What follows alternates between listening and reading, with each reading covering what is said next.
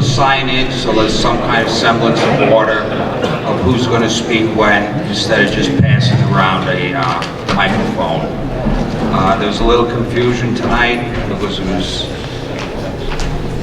was printed in Sunday's paper that was going to be here, and it was printed in today's paper that was going to be at the rec center, so I apologize for that. But so there's really no time limit on how long people can speak, but I'd like you to try to keep your comments 3 to 5 minutes. I'm not going to keep time, simply because there are a number of people who want to speak, and in all fairness, we need to hear from everyone. And I would ask you all to be respectful of others, to refrain from demeaning people in public, and speak to the issue on hand, the proposed local law number 7. So with that said, if anyone has any questions, I'll entertain some questions first.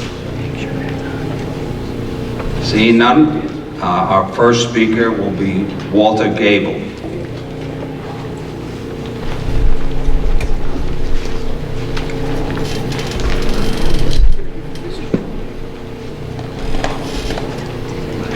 I'm Walter Gable.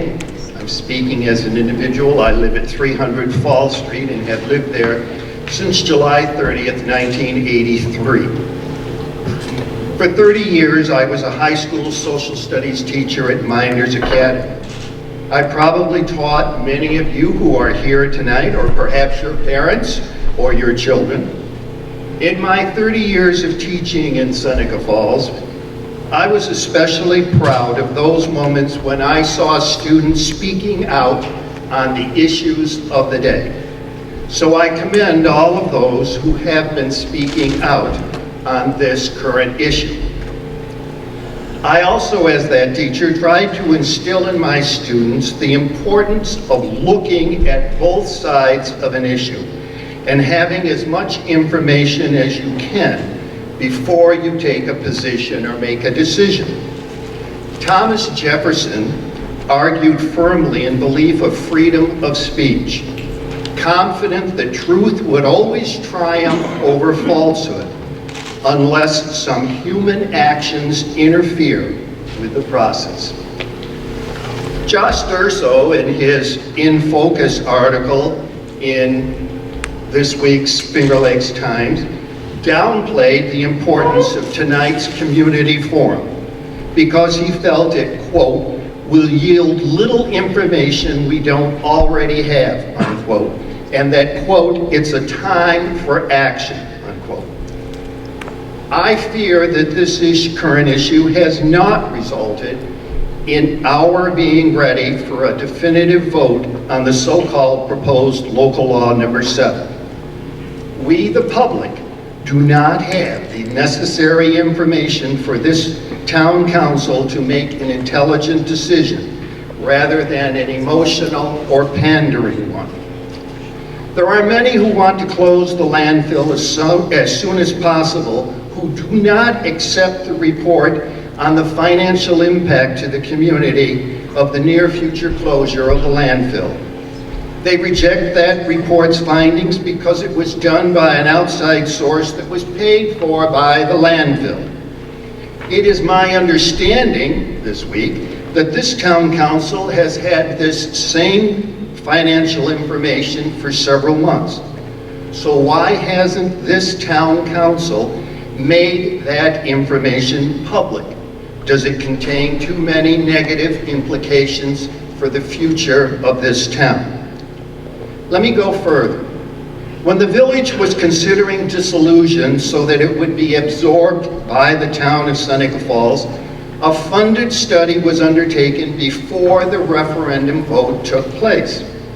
That study provided lots of detailed information as to the implications, be they positive or negative, of virtually all conceivable aspects of the operations of the village and town government and its services, if dissolution were to be approved. When the voters voted that March on the referendum, they had all of that information available. I would point out that this town council has not followed a similar procedure. This town council is simply not prepared to vote on such a major decision in the near future because, as I understand it, this town council has not dealt with the specifics of the implications of the immediate closure of this landfill. General comments have been made that tax rates will double, something that I doubt this town council would actually approve. When there is a sharp decline in town revenues, tax rates have to go up, or spending on discretionary services have to be decreased, or some combination of the two. General comments have been made that with the loss of revenues from the landfill, tax rates will double to be able to maintain current services. I doubt very much that this town council or the local taxpayers would support a doubling of current taxes.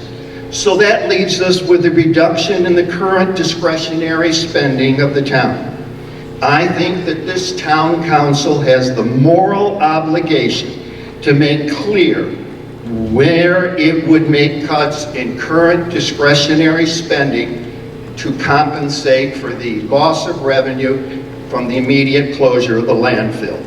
The town council will soon be in its normal process of developing a budget for the next fiscal year of this town. Is this current town council going to not share publicly its financial data of the implications of an immediate loss of revenue from the landfill? What discretionary spending does this town council intend to cut if there was an immediate loss in landfill revenue?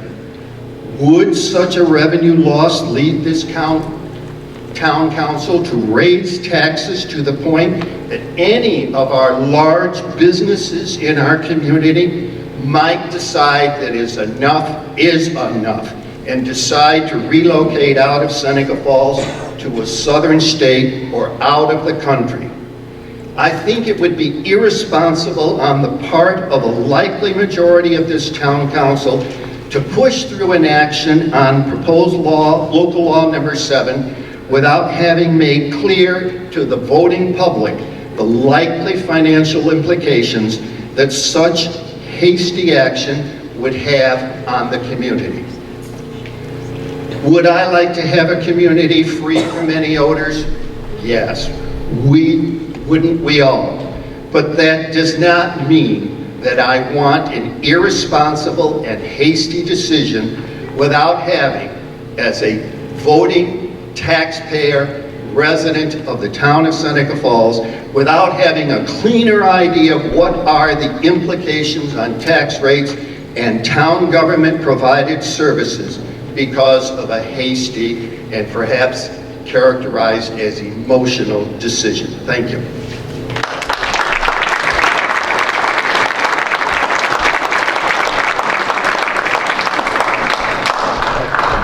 Thank you, Mr. Gable. And although we haven't shared that information on town finances, on the scenarios of what would happen if Seneca Meadows was to close immediately, I do give that to people who ask for it. I've given it to my Citizens Advisory Group, which is recently disbanded. And I've also given a copy to the concerned citizens when I went to talk to them. And I give it to other people who ask me for that information. And each of the town board members do have that. And although I haven't given it out, handed it out to people who come to board meetings, it is public information, and anyone who wants that, they can freely get a copy, and I'll make that available tomorrow outside the board office, and that's our information. So thank you, Mr. Gable. Our next speaker, if anyone else has a comment to make after the speakers, feel free to do so. Okay. Well, I'd like to say that the local law, the proposed local law, is not intended to shut the landfill down immediately. And however that rumor or discussion got started, that certainly wasn't the intent of the law. The local law is proposed to protect the town of Seneca Falls and surrounding communities for expansion or for any new landfills wanting to come in and settle in here. And that is basically what we're trying to do. We're just trying to, once the landfill uses up its airspace and is obligated to close according to the host agreement, then the law is to protect us so that they do not extend their contract and do not expand. And that is what the law is for. So whoever thinks that once this law passes, the landfill is going to shut down, that is not correct. That I think I'm speaking for myself, but I think the other board members realize that with anything, and Mary kind of put it a good way, when you're going for your retirement, you have to plan your retirement, and this is kind of that kind of situation, that the landfill eventually has to close, and the town board does know that we need to prepare financially to look at the budget and make sure that we are ready when that time comes when we are no longer receiving funds from the landfill. So I just wanted to make that statement.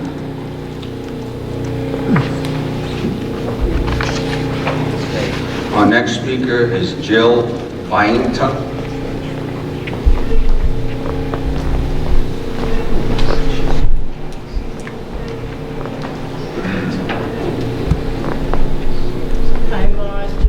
And I live in the town of Junius, and I now live in the stink zone. And I just want to make a statement. Just want to make a statement of how I feel. Nothing is more important than the health of the planet. This includes the people. Local Law 7 supports this. The mega size of the landfill and its present and long-term polluting consequences far outweigh any concerns of the finances of this town and the communities. You must stop the growth of Seneca Meadows. If it gets bigger, where will the leachate go? In the town of Endicott, they now get leachate from this dump. They now have a concerned citizens of Endicott group. Apparently it stinks. Apparently it goes into the Susquehanna when there's a failure in the leachate treating system. So pass Local Law 7. The biggest health concern for me is the ammonia that comes off of the dump. It's killing the people in the community, and it's going into the people's lungs. Nothing is more important than the health of the people. Pass Local Law 7. I am now in the daily stink zone, and I will have to move because I know that it's already affecting me. I think you should pass Local Law 7.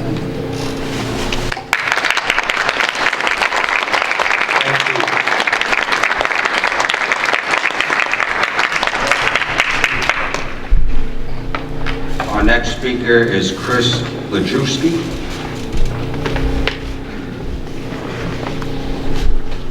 And thank you all for printing.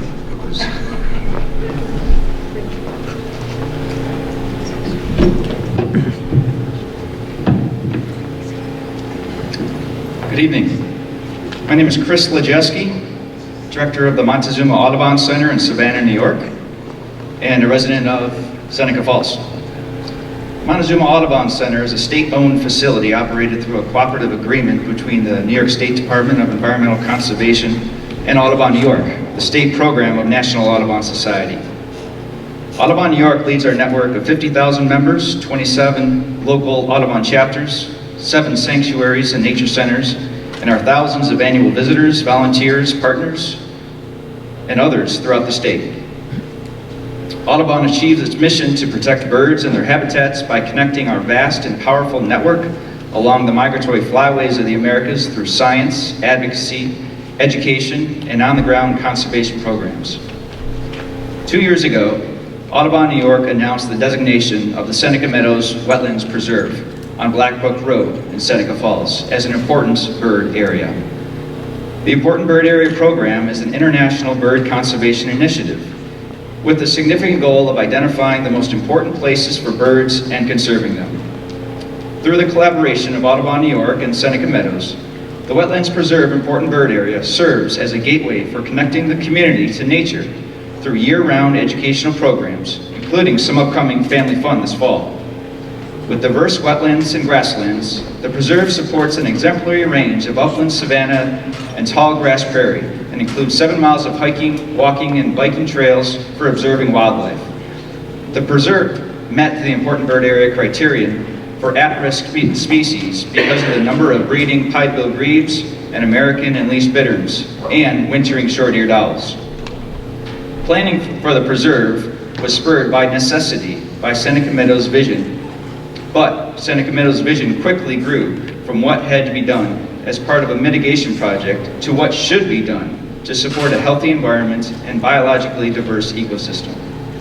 Starting in 2007, with a 576-acre wetlands creation and enhancement project, Seneca Meadows committed 8 times the required acreage for permanent conservation. Working with private and public partners to restore and enhance this property, the preserve quickly grew to 1,100 total acres of diverse wetland habitat that contributes significantly to this region's vibrant ecosystem and supports a wide variety of birds, including many that are on Audubon's Species of Conservation Concerned list. The preserve is teeming with countless species of wildlife and provides a vital habitat, food, and water resources that many bird species depend upon to successfully raise young during the spring and summer and for survival in the cold winter months. The Seneca Meadows Wetlands Preserve also has helped wildlife biologists at the Montezuma National Wildlife Refuge and Northern Montezuma Wildlife Management Area restore important wetlands and grasslands. This summer, the Montezuma Audubon Center organized 2 volunteer events that were attended by over 100 individuals. The families, college students, and retirees collected nearly 70 pounds of seed from native vegetation to be used to restore similar habitats around the nearby Montezuma Wetlands Complex. This seed would have cost Montezuma staff over $15,000 to purchase. Additional seed collecting and habitat restoration projects are planned over the next month, which will further benefit the community. With all these amazing habitats, wonderful birds, and extensive trail system, the Seneca Meadows Wetlands Preserve is attracting bird watchers and nature enthusiasts from across the Finger Lakes region. Bird watching is the fastest growing outdoor recreation activity in New York and across the country, and one that contributes billions each year to state and local economies. In 2012, the Fish and Wildlife Service reported that in New York alone, 3.8 million people watch birds and other wildlife and generate approximately $1.6 billion in ecotourism revenue annually. The significant economic impact of ecotourism has benefited local businesses and the greater Finger Lakes region. Audubon, New York and Seneca Meadows will continue collaborating on engaging and innovative programming designated to explore the tremendous quality of life offered in Seneca Falls and attract and educate residents and tourists of all ages on the vital role a healthy ecosystem plays in the daily lives of birds, people, and our communities. Audubon, New York's partnership with Seneca Meadows exemplifies how diverse public and private partnerships are leading to conservation success across New York. We all carry the responsibility of ensuring that birds have the habitat they need to thrive and survive. Audubon, New York is proud to call Seneca Meadows a partner in this effort, and we are looking forward to continuing to work together to achieve conservation at scale in New York. Thank you. Thank you. Can I ask a question? Yes, you might. Excuse me, sir. So I have a question for you, just for the economic impact and everything. So if the landfill does close, what will happen? The birds will still come, right? I'm just asking. So what will be the impact if the landfill closes down? It will still be there, right? And the birds will still come. National Audubon Society is a not-for-profit organization, and Seneca Meadows is a strong partner of the National Audubon Society. And they support our conservation efforts and environmental education programs at the Seneca Meadows Wetlands Preserve and across the Montezuma Wetlands Complex, and really across central New York. Do you know about how much income or how much money is made from that particular spot? Like you talked about millions of dollars and millions of people that go to all these preserves, but do you know locally what is brought in to the community? I don't have that information. Okay, thank you.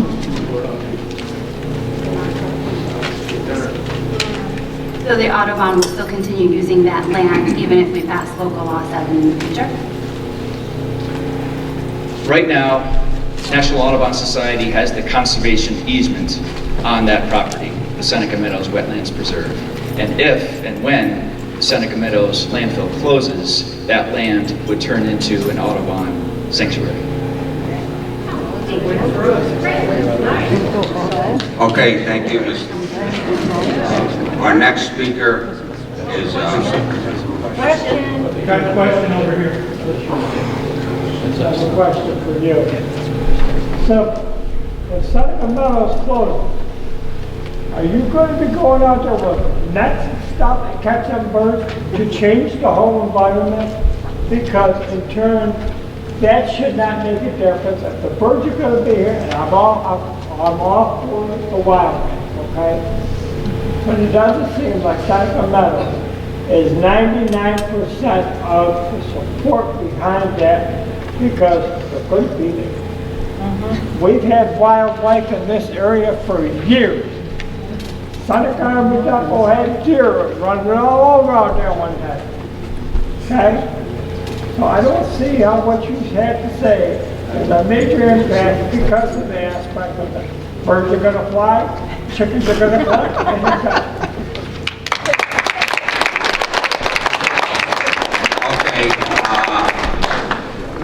I'm going to ask that audience members don't question the petitioners. Because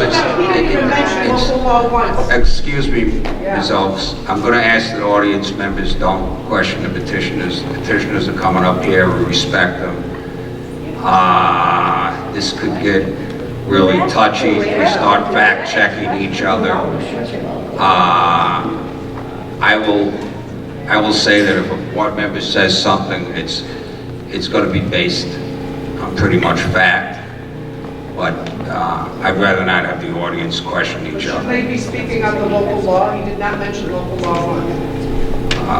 We're going to be here all night if everybody gets to talk about the ads for Seneca Meadows. I will take note of that, and I will. Thank you. Albert R. Corrado. That's me. Good evening, sir. My name is Albert Corrado. I live on Gravel Road with my wife. Talk to the mic. I come here today because on the paper, as you all know, the board was going to have a opening, not an opening, but the call of... You're talking to the mic. What are we going to have about, what are we going to have with the... I'm sorry. The board was going to hold a vote. Then all of a sudden, the board says, we won't make the vote now. So what happens, I don't know if any of you have got a copy of this number 7 law that they passed out. Oh, I don't know. I don't know if many of you have taken it. Oh, thank you. I don't know if many of you have got a copy of this law 7. And that's why I'm here tonight. On this law 7, if there was a vote, yes or no, I would have voted 100% no for the landfill. Why? And I'll tell you why, on this line 7. There's a lot of stuff in here I read, I feel I don't understand, but there are some points I do. The board won't hold the vote, they give it this, and I would vote no, and I'll tell you why. They say on this thing here, if they close the landfill, who's gonna take over the waste and everything? You, me, is gonna take over this waste. But where are we gonna put it, we don't know. And they say here, on this thing here, household waste, they're talking about a liquid and solid, and residue sources. Fine, what's a liquid and solid? Where would I put it? Where would anybody put it? In your front yard? And also, the people who have sewers, which what we don't on Gravel Road. We never have. I tried for about 20 years to get it, but they turned it down. That waste, solid waste, they would be liable. Where are they gonna put it? They can't put the waste like the landfill does. And that's one thing you gotta keep in mind. Where are you gonna put this waste? Where are you gonna put the waste? They close the landfill, you got all kinds of waste. You got the garbage, you got the recycle. Are you gonna put it in the backyard? You can't. If you put it in the backyard and put it on the ground, you're fined $10,000 and a year in jail. What the hell are they talking about? A year in jail. I come out in jail, I'm an ex-con. Where do they get that stuff about $10,000 fine? They close the landfill and the people who own the houses are getting punished. And that's you and I. $10,000 and your husband or wife will go to jail for a year. That's ridiculous. We have to take care of the waste. We can't get rid of the waste like the landfill does. Where are you going to put the waste? In your backyard? You better not, because they'll make it $20,000. That's what they'll do. And that's why I'm so perturbed, and if you read this law, you'll see why. And the recycling, and if you own a sewer, look out. You got way to put that, you'll never be able to put it out. And that's why I'm up here today. I like these people, the board, to pass the law. Make it a yes or no, and vote no. We need landfill for the waste. I have on Gravel Road, I have the landfill for our garbage. I never met a more people and workers than the landfill. Never. We've had other people before the landfill for my garbage, and the whole Seneca Gravel Road garbage are wonderful. They're absolutely wonderful. And I never had them. And all I'm saying is on this, on industrial waste, any liquid or solid you have, that's what bothers me. Where am I going to put the waste? Where are you going to put the waste? You tell me that, and I'd love to know. You won't be able to operate and handle it like the landfill does. That's why you have to give us a vote. Or put the vote up. Put a yes and no. And vote no for the landfill. We won't have to worry about it. You won't have to pay $10,000. You won't have to pay $10,000. You won't have to go to jail. I don't know if they put jail in your wife or they put the husband in, but somebody's going to jail, and all of a sudden you come out as an ex-con. You'll never get a job. Thank you very much. Thank you.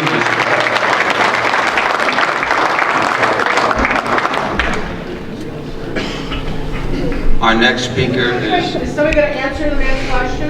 Is that part of the forum?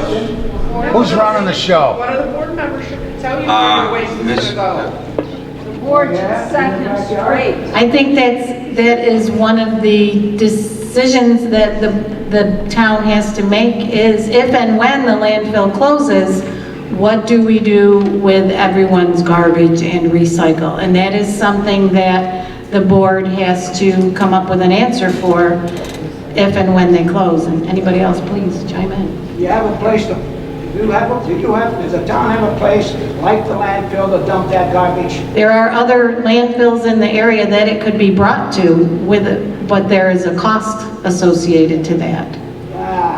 Yeah, there you go. You better be careful of the smell. The air. They won't control it like the landfill controls the smell or the air. We're missing a good thing if we close it.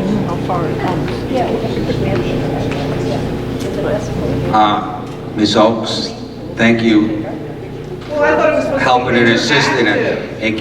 And he was asking questions that are valid questions If that board, somebody from the board... Ms. Oaks, when you have your time at the mic, you may speak. Until then, please be quiet and reserved. And if board members would like to answer people up there, they may. And that's our right. But I thought most of his questions we knew already, okay? And I understood that, and I think you understand that too, Ms. Oaks. No, So because he when we thinks chose not to that you answer, with your garbage too, and that's not true. so when you have your time at the mic, you may speak. We might ask you questions, we might not. Mr. Lee Henry.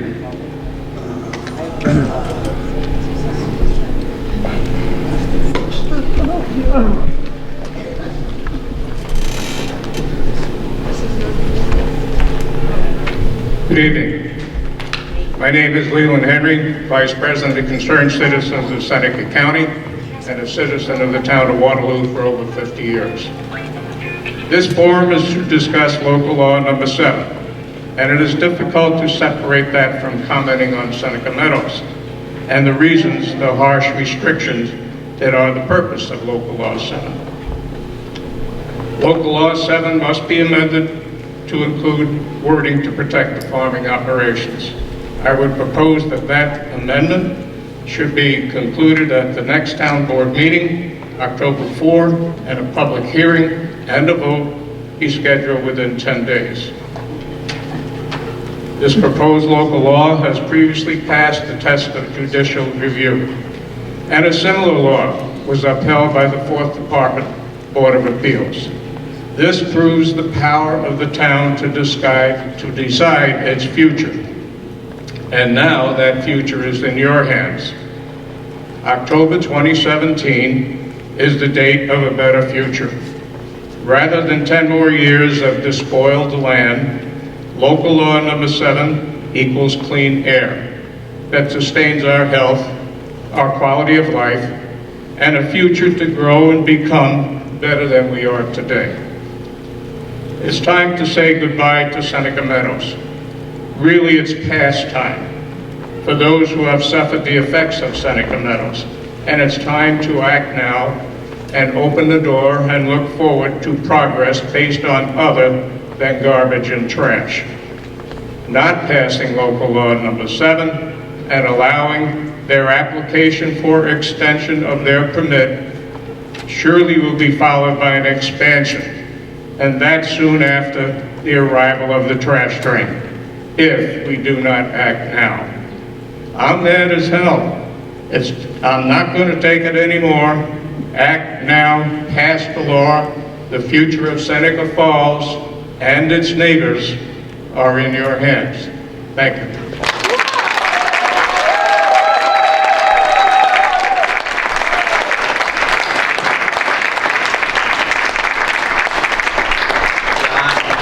John Gary.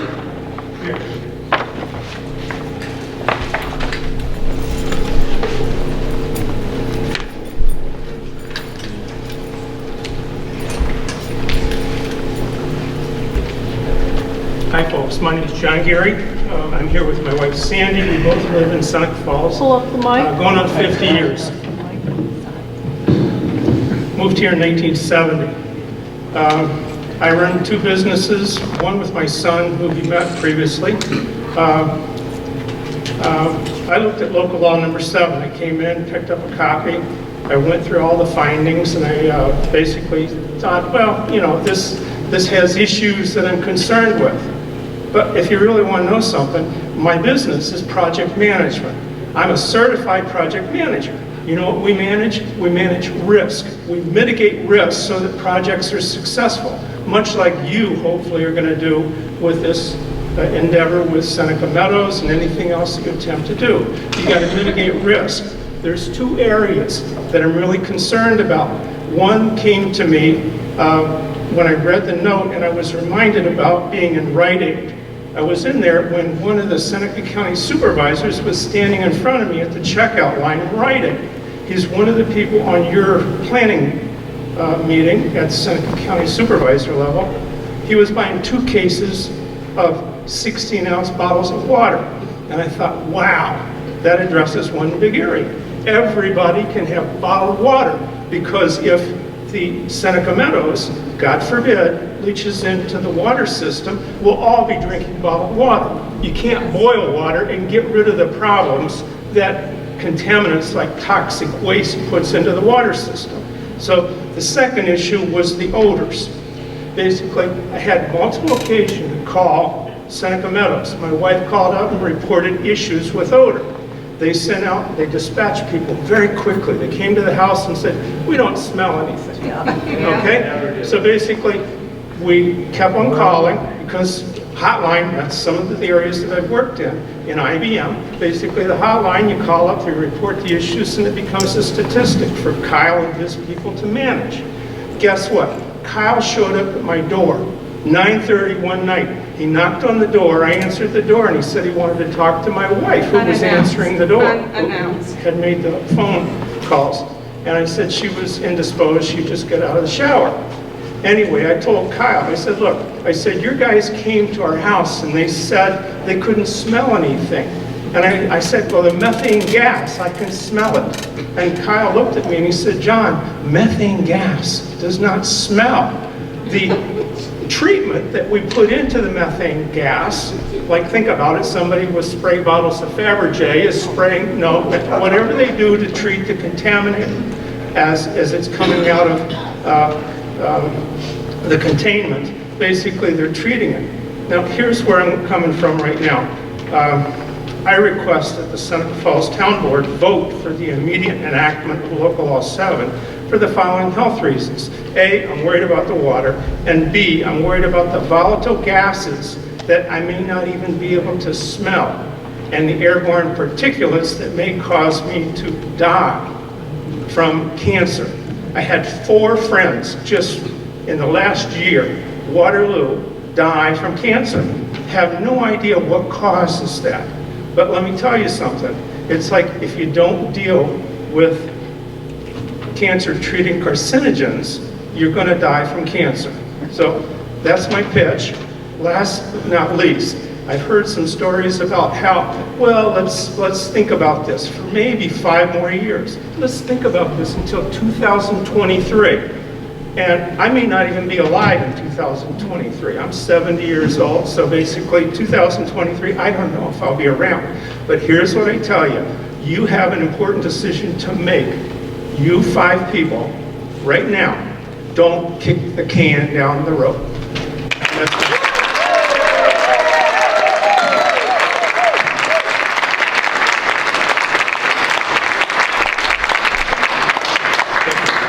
Thank you, Mr. Garrett.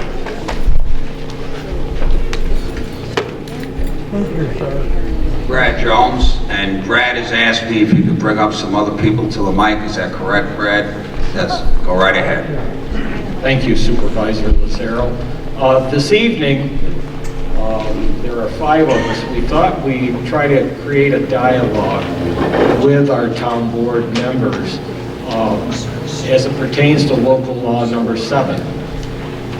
I think we've had some good input thus far, but if you have not seen Sunday's article in the Finger Lakes Times, accolades to Dave Shaw, did a nice job of talking about the 14 points, the purpose, what's exempt, the prohibition, and so forth.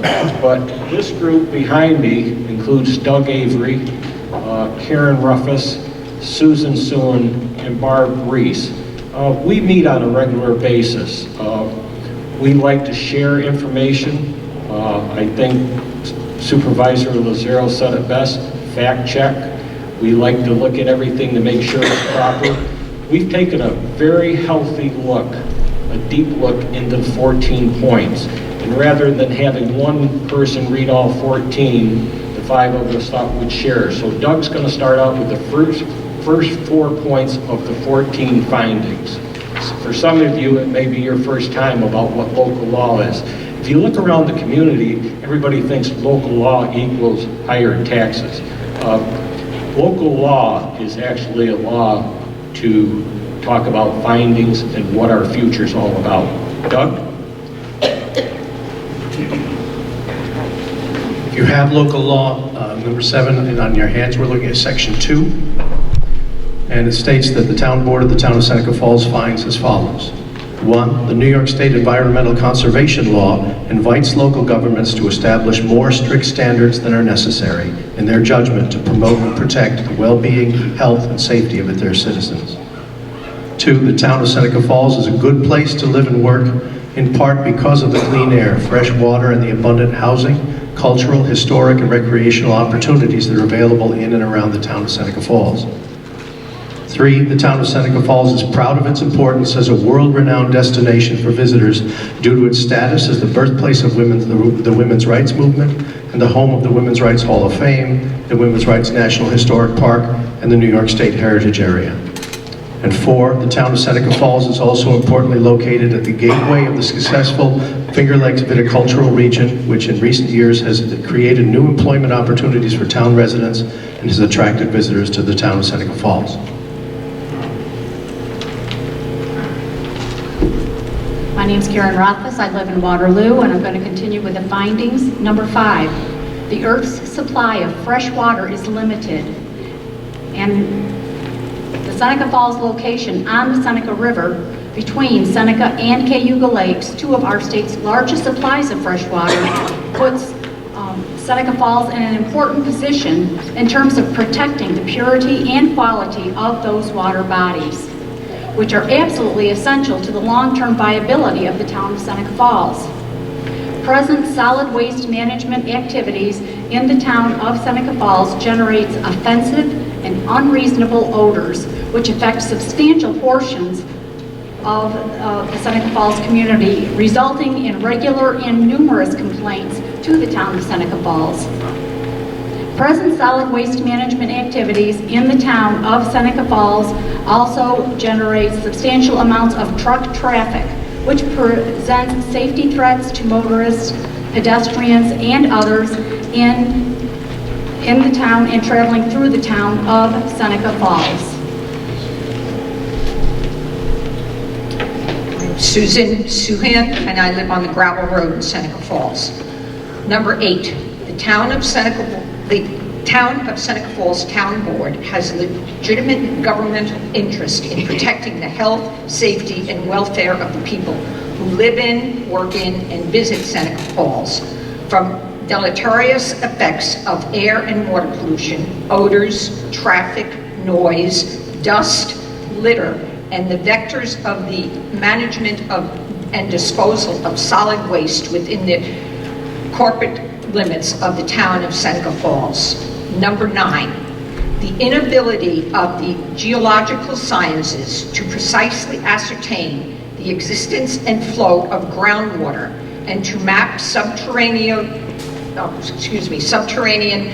geology makes it impossible to determine the extent to which solid and liquid waste disposal in the town of Seneca Falls may or may not be contaminated surface water and groundwater and existing water supplies. Number 10, groundwater and surface water pollution threatens the health and livelihood of the town of Seneca Falls residents, including those people who rely exclusively on groundwater for human consumption and agricultural purposes.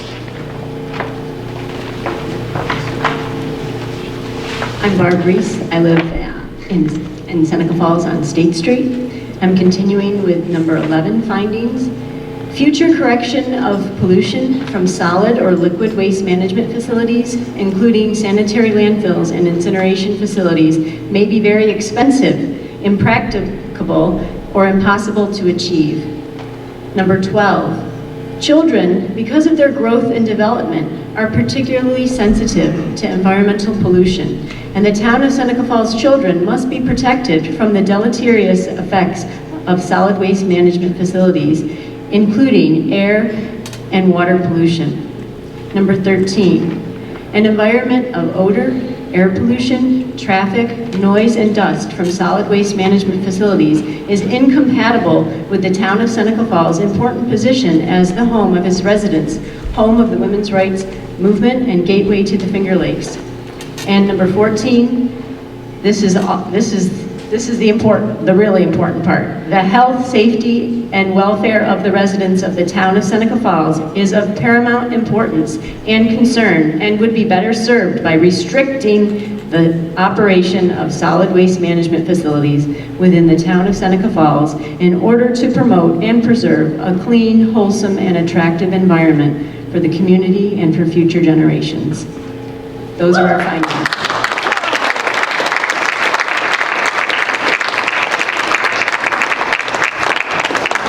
If you would like a copy, we have some after the meeting, after the forum. You can see 14 findings, 14 points. There's nothing wrong here. I think Barb says it best with point 14. It's really about the health and welfare of our community going forward. I'd just like to touch on a few other sections within the local law. Section number 3, the purpose: restrict the operation of solid waste management facilities within the town of Seneca Falls in order to promote a clean, wholesome, and attractive environment for the community and to protect the town water supply. Number 2, protect the health, safety, and welfare of the residents of the town of Seneca Falls from undesirable effects of solid waste management facilities. It touches on odors.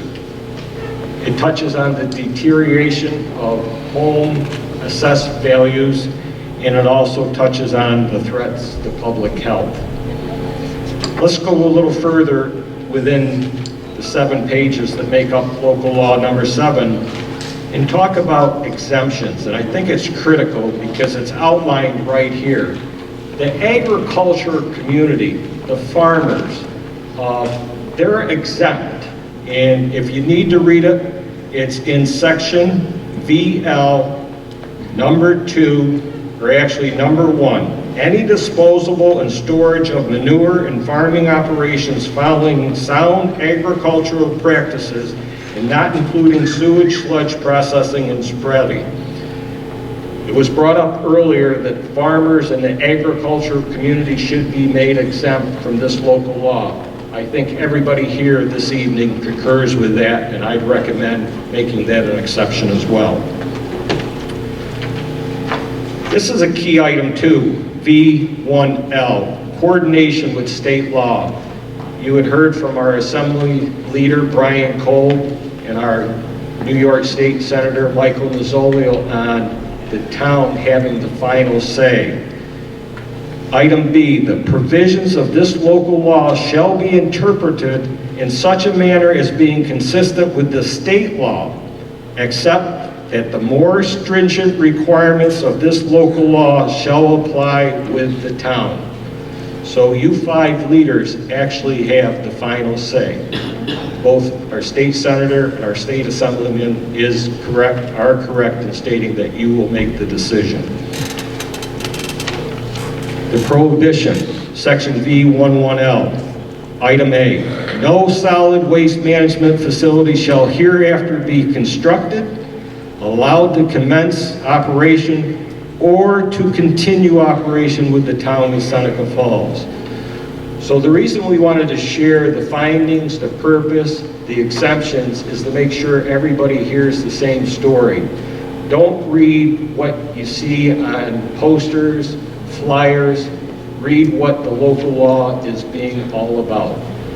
With that said, I would like to come back, if time permits, to talk about a meeting with the DEC, if time is allowed later. Thank you. If any dialogue, any questions on the local laws? Some dialogue. read. First of all, this is not a local law, it's a proposed local law. So it's not in effect yet. And people have to realize that. And I realize what the findings are, but the findings are just written on this piece of paper. And if this board decided by a vote to enact this local law might be in a totally different form that it's written in now. Because once you have a public hearing, then we have some options. The board has to act on it, but they can act on it by modifying it or changing sections of it. And then if they change it to the point that it's radically different, you'd have to have another public hearing, because then the law would be different.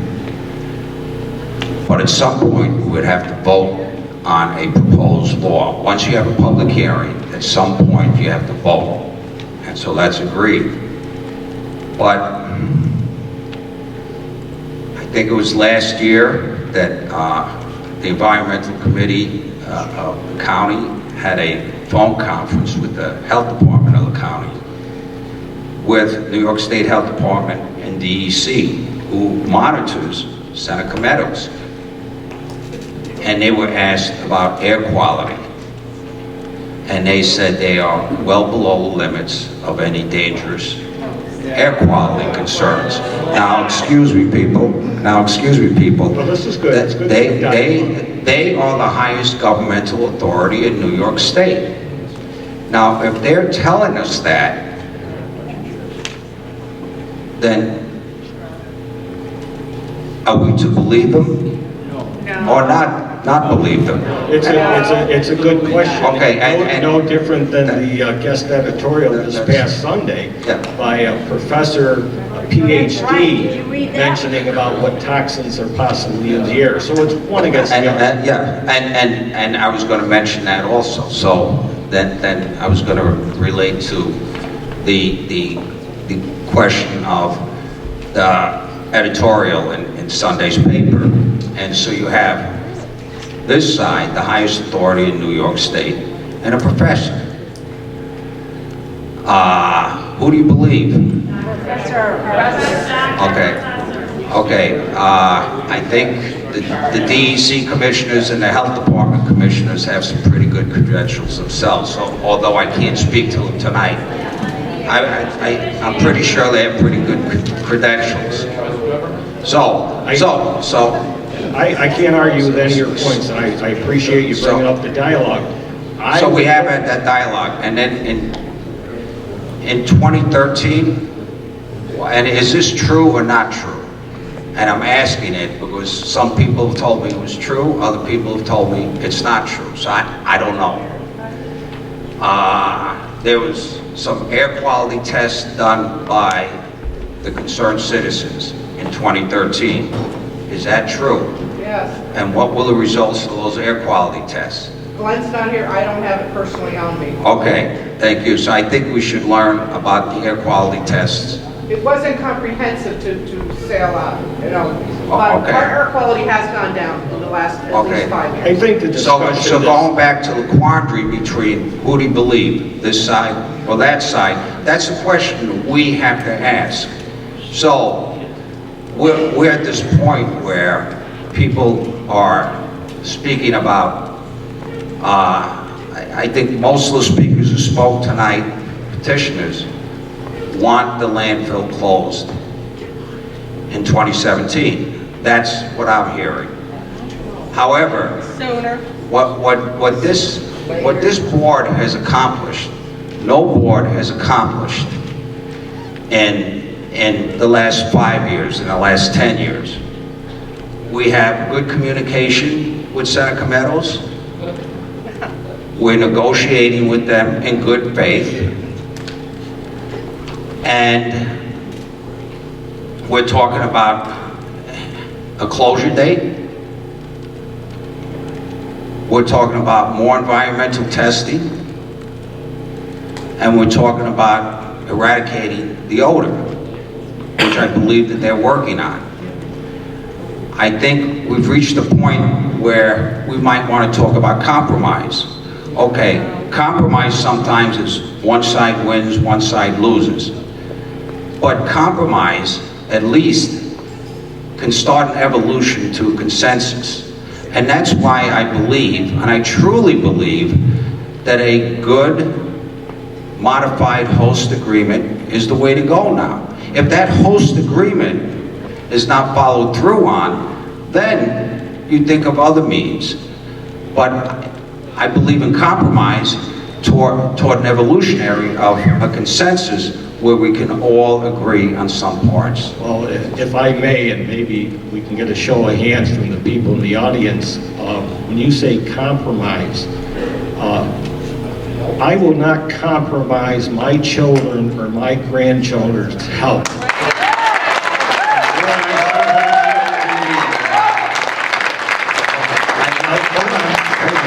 This is a forum for the people.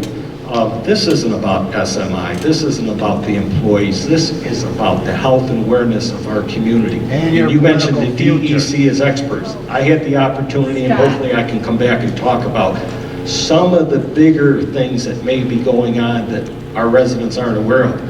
What I liked hearing from you was maybe work more on the local law. I would recommend focusing more on the local law than on a host agreement. Let's put our effort behind the local law. From what we've heard, everything that you've proposed to date in the host agreement, or SMI has proposed, the town board has refused. So I think the focus should be on the local law. You look a little confused. I've heard it from some of the other town board members. Am I incorrect? I would believe you're incorrect, and if you heard that from other town board members, I don't know okay, what their mindset is. Okay, all right. Well, I appreciate the dialogue, and I think this is what this, by actually hearing more than a forum, is about. I welcome anybody that will come to our Wednesday night meetings at the community center to continue this discussion, to make it a better local law. But I think from what you've seen tonight or heard tonight, it's all about the health and welfare of our community going forward. And I speak for my children and grandchildren. Thank you.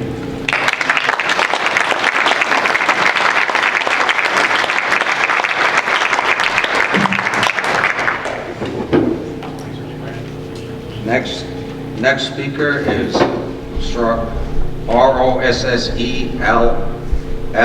Is the last name?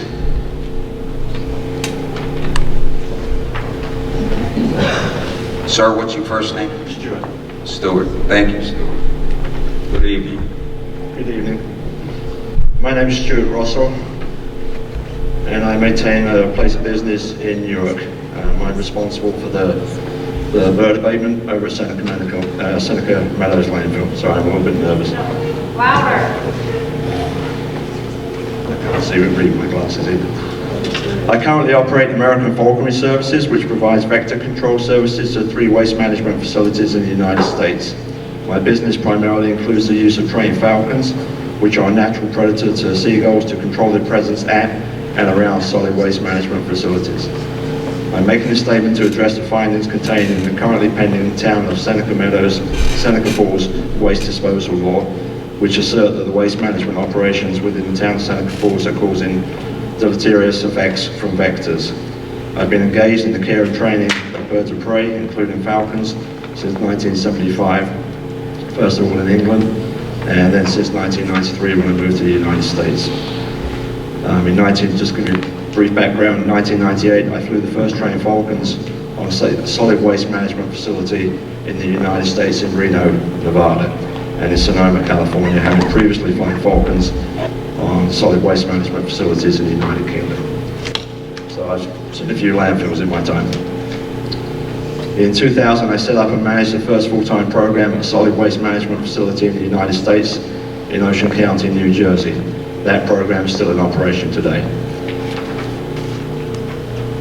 In February 2004, the company I worked for was approached by Seneca Meadows to conduct a 3-week pilot program to test the effectiveness of trained falcons in controlling the presence of gulls at the Seneca Meadows landfill.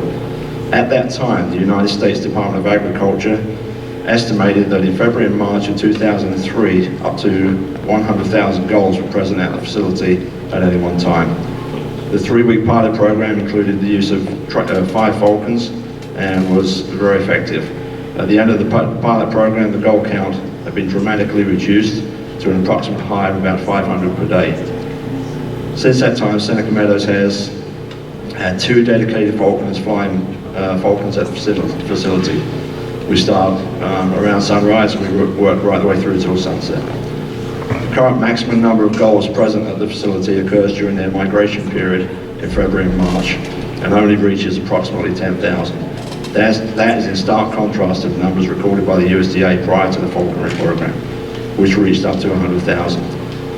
This number is generally only for 2 or 3 weeks while the gulls are passing through on migration.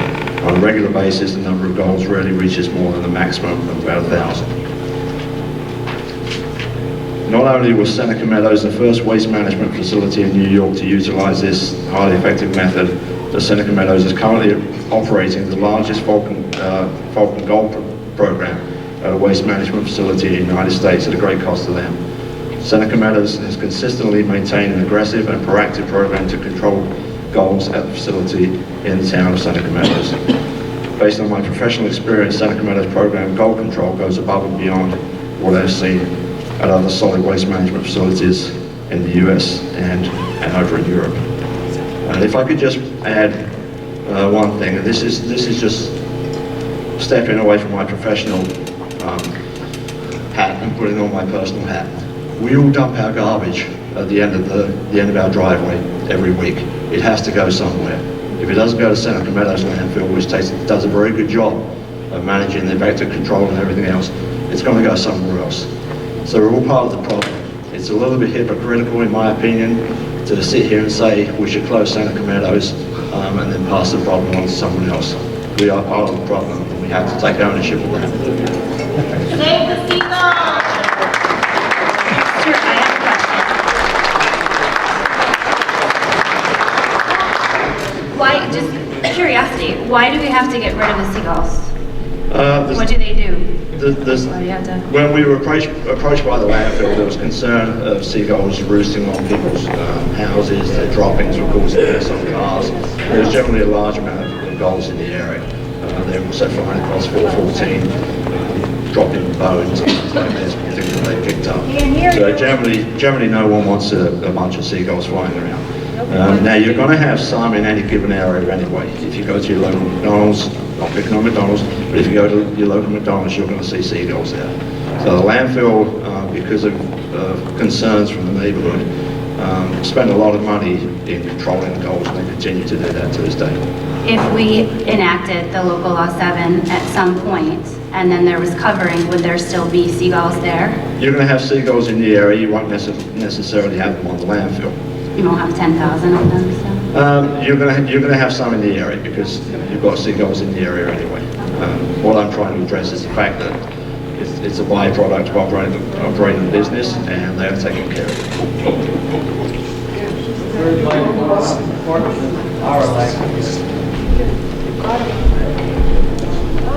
Our next speaker is Kyle Black. Good evening, Mr. Black.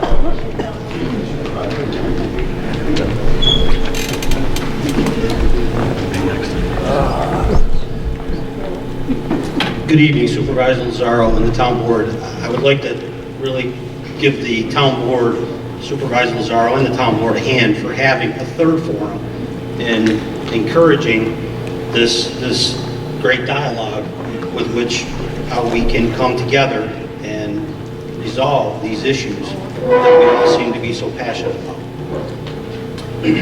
Again, my name is Kyle Black. For those who don't know me, I'm the district manager at Seneca Meadows Landfill. I'm a Miners Academy graduate and lifelong resident of Seneca County. I've been employed at Seneca Meadows and or its sister companies since 1999. Seneca Falls has a long, successful industrial history, providing good-paying jobs that has supported many generations of families. No one will deny the developing tourism industry, mainly related to the wonderful wineries to our south, further enhance this rich industrial history Seneca Falls has. Local law number 7, in my opinion, sends the wrong message to both the important industrial and tourism sectors of our local economy.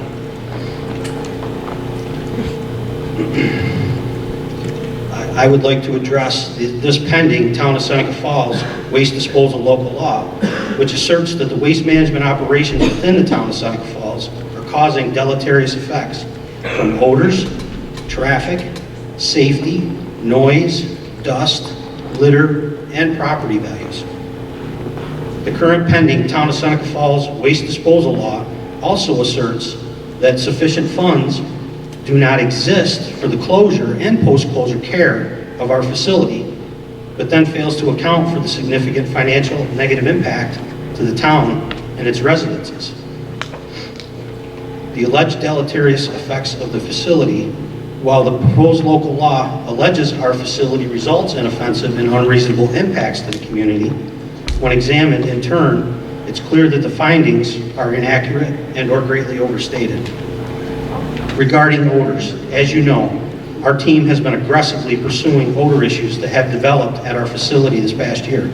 I have been here on many occasions to update the board and the public with what we have been doing to address this important issue. We have never denied the issue or avoided our responsibility to mitigate the odors. Our team has been working closely with the DEC to take steps not only to deal with the immediate issue, but also will proactively prevent similar issues and or problems in the future.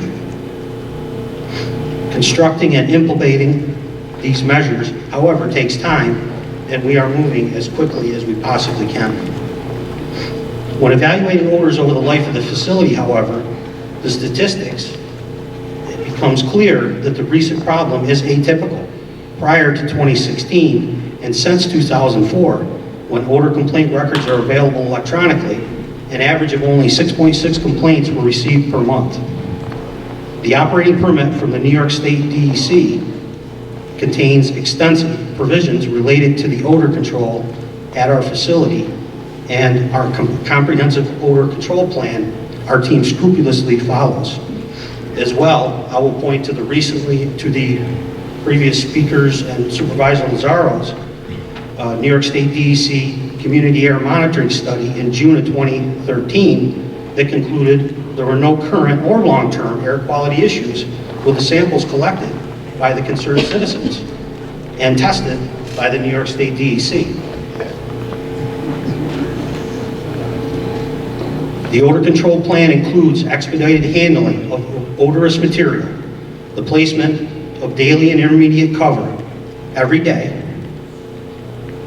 compacted and covered quickly, a gas control system, and the use of odor neutralization systems. SMI employs a team dedicated to monitor off-site odor issues and provide real-time response, as Mr. Gary made aware of, on a daily basis. The facility has continued to comply with the odor control plan during the last year, including responding to all complaints from the public. We have had success in reducing these odors as we have implemented the new measures and committed to continuing acting aggressively along these lines in cooperation with the DEC and the town. Traffic safety. While the findings of the local law indicate that the facility creates safety threats from traffic, that statement is greatly exaggerated. Since I have been employed at the facility, I can only recall 3 traffic incidences related to waste trucks in the town of Seneca Falls. At least 2 of these incidents were weather related 2 winters ago on Route 414 just north of us. The other incident, if all that were here about 10 years ago, remember, there was a truck that overturned in downtown Seneca Falls that we were called and we came and helped clean up. I can also not recall any traffic incidences involving local garbage trucks that pick up everybody's waste in this town and neighboring towns. Noise, dust, and litter. The proposed law's findings relative to noise, dust, and litter are completely unfounded. While these issues are covered by SMI's DEC permit, conversation with DEC employees have confirmed that the agency itself has never received any complaints regarding noise, dust, or litter from the facility. Our facility has detailed protocols for assuring that litter and dust do not impact surrounding properties and the town in general. And we work closely, as Stuart related, with our local neighbors to ensure that we minimize impacts and mitigate those impacts on any of our local neighbors. For instance, the facility uses the following methods to control dust: water application on paved roads and unpaved roads, enforcement of road speed limits, street sweepers on paved roads, visual inspections to assess when dust control measures need to be implemented and or increased, placement of vegetated cover over waste and construction areas. The facility uses the following methods to control litter: covering waste quickly and expeditiously, street sweepers on the roads. We have a great dedicated labor force that walks those highways and picks litter up around the whole perimeter of the facility. We utilize 30-foot perimeter litter fences all the way around the facility and thousands of feet of 12-foot high portable litter fences to ensure that the litter does not impact the traveling public and or our neighbors around us.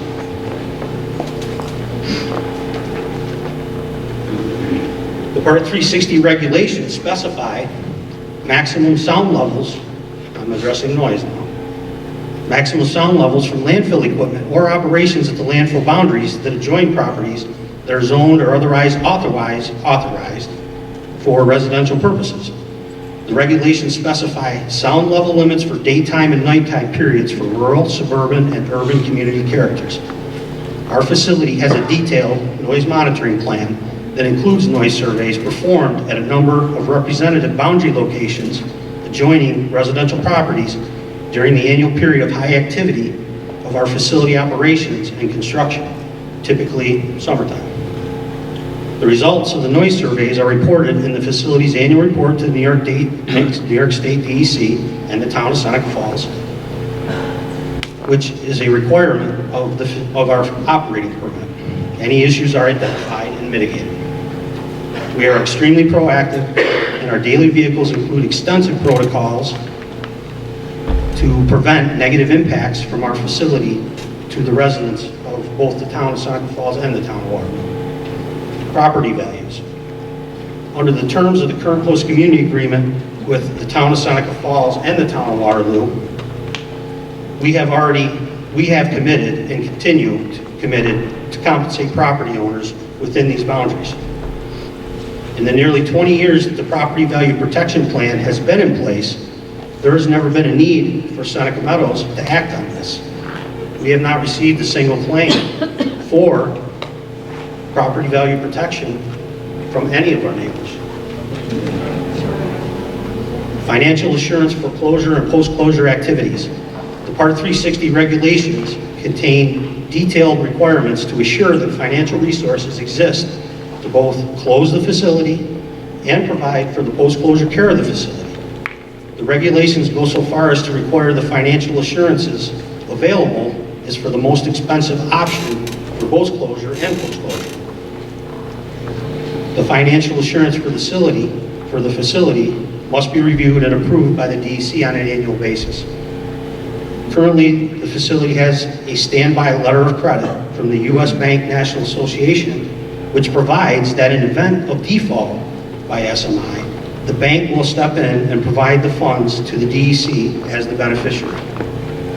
The annual regulatory review requirements and letter of credit provide assurance that the needed financial resources will be available to close and maintain the facility well into the future.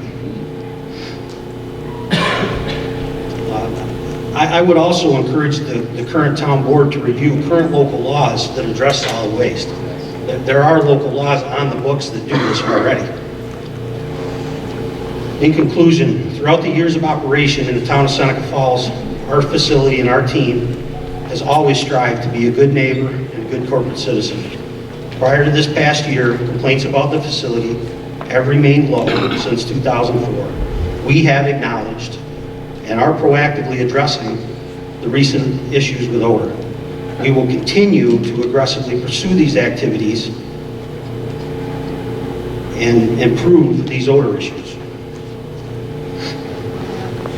We at Seneca Meadows, our team at Seneca Meadows, desires to continue supporting the community through good paying local jobs, supporting the economy in the town of Seneca Falls and Waterloo, and donating to the many worthy nonprofit community and educational programs that enrich the lives of all of us in this area. Thank you for allowing me time to speak at this.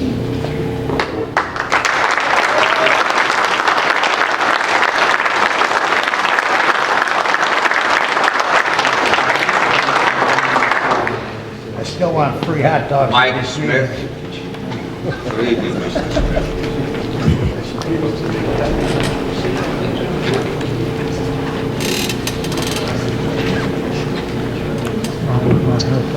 Good evening. My name is Mike Smith. I'm with the Finger Lakes Railway. I'm going to talk a little bit about the implications of closure of Seneca Meadows. Can't hear you. Can't hear. Can't hear you. How's that? Can you hear that? I am. I'm right on top. How's that? Okay. All right. I want to talk a little bit about the tax implications of Seneca Meadows closing down, if forced to under local law number 7. Businesses like ours can't vote, but we do have to pay taxes. And thus, I think our views as businesses should be considered when the board makes this decision as to what it's going to do with local law number 7. I think it's safe to say that if you vote for this law, we're all of our businesses in the county, this town, are going to be paying a lot more in property taxes. Now, the landfill has an undeniable local and regional impact. They pay Seneca Falls a large hosting fee. They contribute greatly to the Waterloo School District. They employ a significant number of Seneca County and Seneca Falls folks, which is to say your neighbors. They employ your neighbors. And they purchase services and materials from a variety of local companies, all of whom benefit from the fact that Seneca Meadows is here and paying them for the services and materials they provide. They are an economic engine of sorts, and they have both a direct and indirect positive economic impact on Seneca Falls and Seneca County. If the board votes in favor or in support of local law number 7, I think it's fair to ask the board, what are your plans to deal with the variety of issues that are going to surface? For example, the immediate loss of revenue. It's not insignificant. It's a lot of money. It's tough to make up $2.4 million or $300,000 for the local school district. It's not easy. What are you going to do about the lost jobs? Seneca Meadows employs over 100 people. They have contractors on site that at any given time can run 60 to 100 people. What's going to happen to those folks? How will the board mitigate the negative impact on many of the landfill's local vendors? They provide a significant amount of business for a lot of people in this area.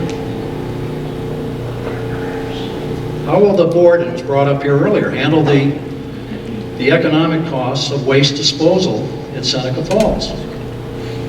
You're going to have to locate a transfer station. Who's going to want that in their backyard? Do we have any idea how much that transfer station and ultimate disposal costs are going to be? Do we know? I don't think we do. We have hints of what they will be, but it's going to be a lot of money. It's going to have to come from someone. And basically it's going to have to come from the town of Seneca Falls and people in Seneca County. The board, I think, has to think about what's going to happen to at least 100 employees. Are there going to be any kind of retraining programs associated with the closure of the landfill? I mean, is that, do we just throw everybody out on the street? Board don't care. That's on Seneca Meadows. Can the board realistically come up with a plan to replace these jobs? If I could interrupt, that's not the board's job to, we don't replace schools. We don't replace, when the employees at schools lose their jobs, it is not up to the town of Seneca Falls to find them jobs. So I'm confused as to what you're asking us. I'm asking you that as representatives of this community, and presumably the representatives of the people who may lose their employment, what is going to be done? And I think it's logical, realistic, and appropriate for your board to deal with that particular issue. That's not realistic. Hold it, please. Not realistic. If I may finish. This won't take too long. The real issue is that we have in our community good people who have good jobs and who are doing good things. Waste disposal is an unpopular subject, but it is a necessary one that needs to be dealt with. And we can complain about the fact that it's here, but it is here. And it's a situation that everybody has to deal with. Your lawyer in Cooperstown sends his waste to the Ontario County landfill. Everybody has to deal with this particular issue. And I would ask you that the quality of the job is important as well. Seneca Meadows pays a fair wage with good benefits. Do we really realistically think that a heavy equipment operator at Seneca Meadows is going to be content being a parking valet driver up at the casino? They are not. What's going to happen is that you won't even have to worry about retraining them because they will leave. They will follow their jobs to another location. Now, I just want to end by saying that attracting new companies and new jobs into an area is difficult work. New York State has a terrible reputation in terms of attracting new industry in. We lose more industry than we gain. That's a fact. And one of the reasons that we have that particular problem is that in New York State, we have a punishing tax system. And whether it's sales tax or income tax, but specifically the property taxes. People are burdened to such an extent that when you tell people that, hey, I've got this great location for you in New York State, they look at you and laugh. Because they do not want to have to deal with the negative implications of being in this state with all of its issues. Now, one of the things that we can do, and it's not an easy process, it's not a short-term process, it takes time. But we can, as Mr. Gable, I think very nicely stated, we can deal with the facts. We have to deal with the facts. Unpleasant as they may be, we have to deal with the facts. And the facts are that this particular area is a superb area, if you think about it geographically, to do business. And why aren't people here? Because of the... Well, hold it, please. I knew that was coming, and I shouldn't have asked that particular question. It's the truth. But the fact of the matter is that people aren't here because of the reputation that the state has, and we do not need to reinforce that by actions that the local community takes. All we are doing is we're going to make that situation much worse. Now, one last thing is this. There are lots of measurements of wealth. And, it could be your home. And it could be increasing property values. Do we see that in Seneca County? Do we see that in Seneca Falls? No, we don't. Property values are dropping. Because of the... We have other gauges that we are looking at because we think that this area's got potential. One of them is that we have an automotive program that the railroad is putting together. And one of the things that we found was that, hey, how many automobiles are bought in Seneca Falls, Seneca County? How about the surrounding counties? You know what we found? Every year since 2012, the number of new automobiles in Seneca County have declined, new registered automobiles. It's gone up all around you, but in Seneca County it has declined. I would look at that and I would say that that's a practical example of wealth in the community. We have low interest rates and people can't afford to buy cars. Every year it's gone down since 2012. And that's an indictment of the local economy here. And it seems to me the board, who has a great influence on where this town is going, the direction it's going to take, should not aggravate the situation by voting for local law number 7. I think Mr. Gable is right. It should be a considered vote. It should be based upon a lot of facts. Emotion, my emotion, your emotion, are not the appropriate things to deal with an issue as complex as this. No, but our health is. Thank you very much.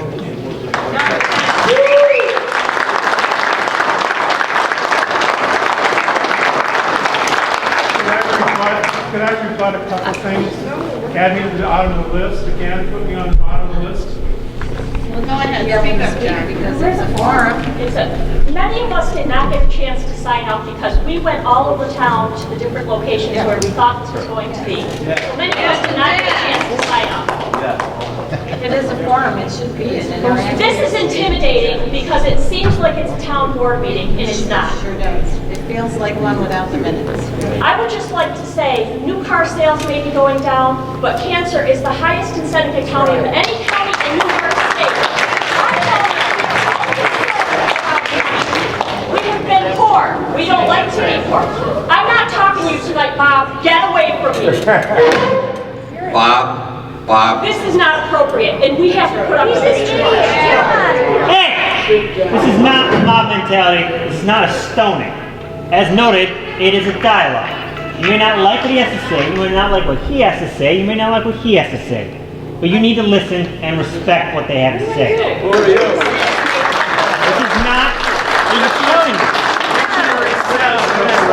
Is a place, a medium where ideas and views of a particular issue can be exchanged. Correct. Meaning two but ways. You can't shout out the voices that dissent just because your appeal to emotion drowns it out. The problem is that Mr. Lazaro is trying to silence everybody again. Everybody says, people have made a point this evening that they don't feel this is a decision that needs to be rushed into. But as I recall, proposed local law number 7 was proposed many, many months ago. I do not get the impression that this town board is rushing into anything. So I think to say that we are rushing is inaccurate. I think the people that are here tonight, many of us are impatient because we have been, I know Barb and I gave a presentation in January. I just feel as though we're wondering where we are in the process and what the protocol is, because there was going to be a public forum in June. I know that, because I was ready to go to that, and then that got canceled, and then there was going to be... There was a public forum in June. I'm sorry, it was supposed to be a public hearing on local law number 7. You know, excuse me, you know, I started this forums to hear from people. You want an exchange, it's got to be an orderly exchange. And so we're listening to one another. And we get to ask some questions. Now, that's a start. Now, if anyone has a better idea on how that should go, I'd be open to comments, but not tonight, for a future date. But then people are going to say, no, we've talked enough. As I said before, this board, and I'm really proud of this administration because it's accomplished a lot. We are talking to Seneca Meadows in a very positive manner. I did not come into office talking about a local law. And that came across my desk at a meeting that I was absent at because I had a previous commitment. Okay, so that was postponed. Okay, there are a number of people here who believe that the landfill should have a planned closing with the local law.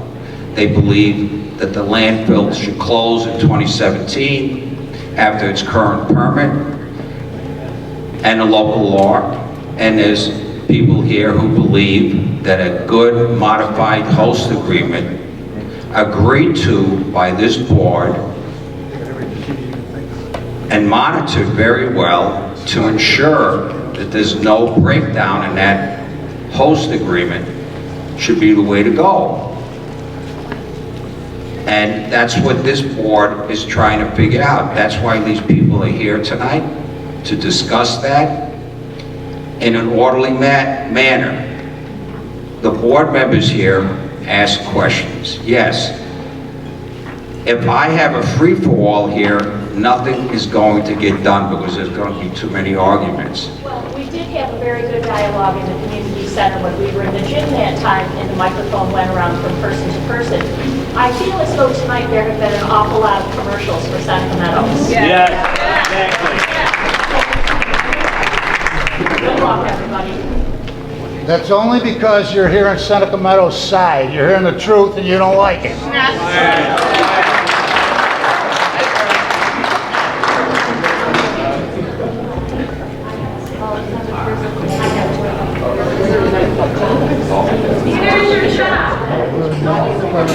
Okay, someone with the license plate number is a gray Jeep of FRF 1005 is blocking in. Someone, could you please move that Jeep? It's a Buick? Jeep, okay. It's blocking David. Could someone move their vehicle, please? They're in this room. So, I mean, if the majority of the people don't want to continue like this, I'm ready to cancel this forum and we can all go on. But if the majority of people are ready to continue and listen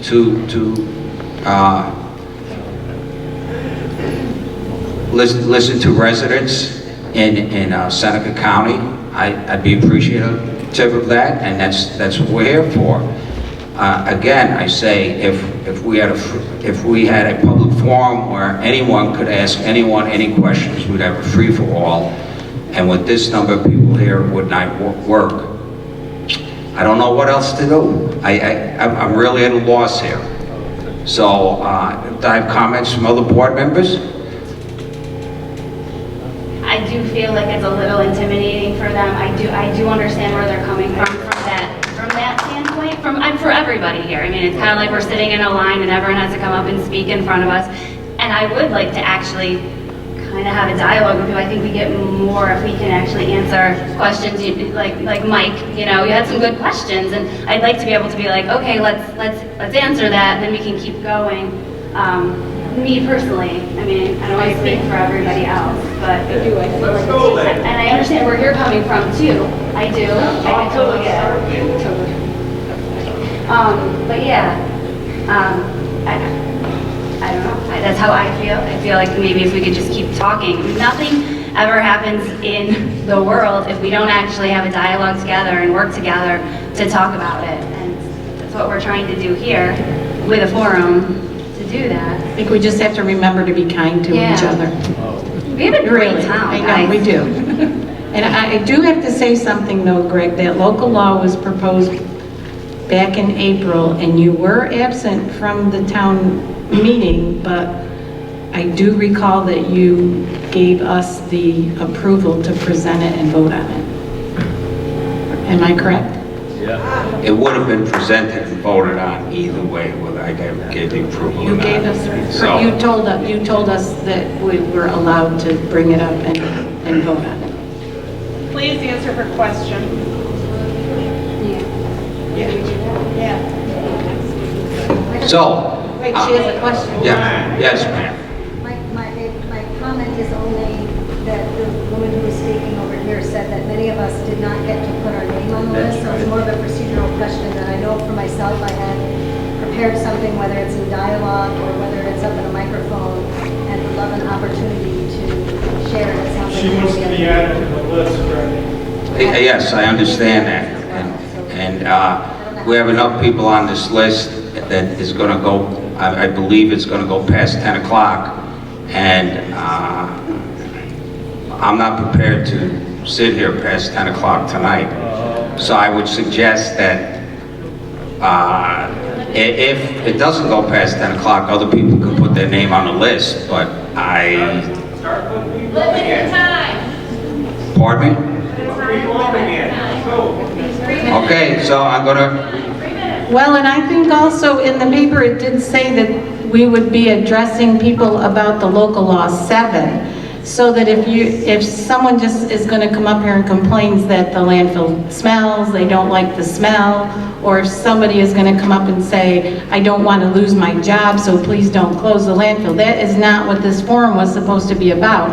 It was supposed to be about the local law 7, and if you're against it, please give us the facts of why you are against it, and if you are for it, please give us some facts as to why you are for it.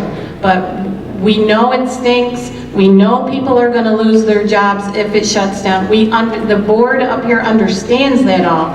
We just would like some actual data and facts as to why the law is bad for Seneca Falls and why the law would be good for Seneca Falls. Does that make any sense?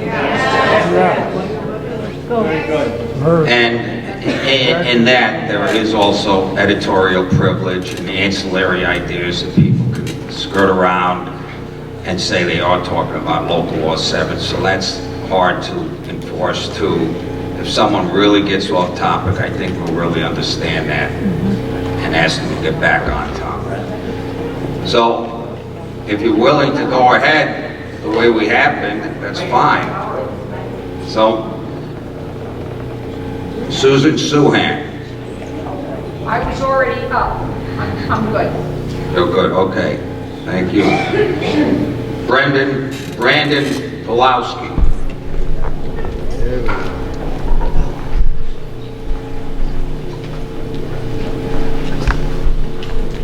All right, good evening, everybody.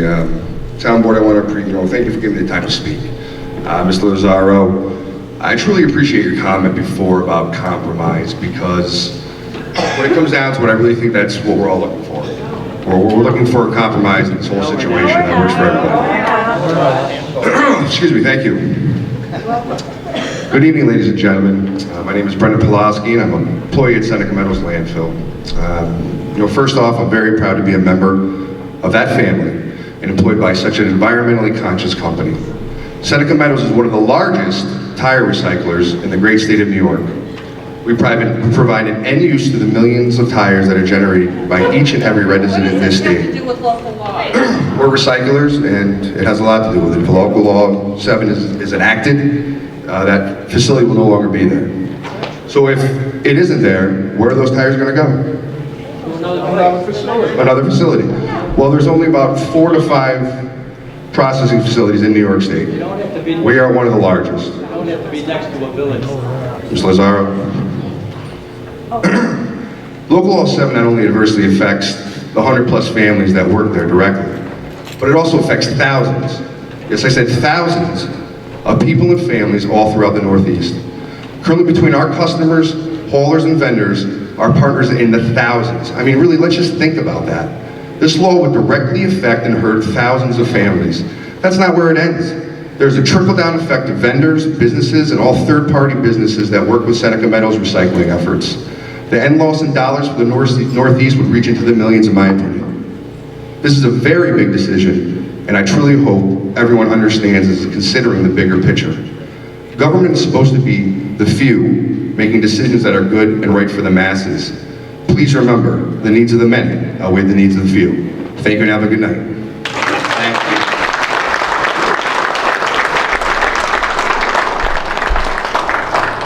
Karen Rothfuss. I already spoke. I was up with Brad. Okay, thank you. Jean Pierce.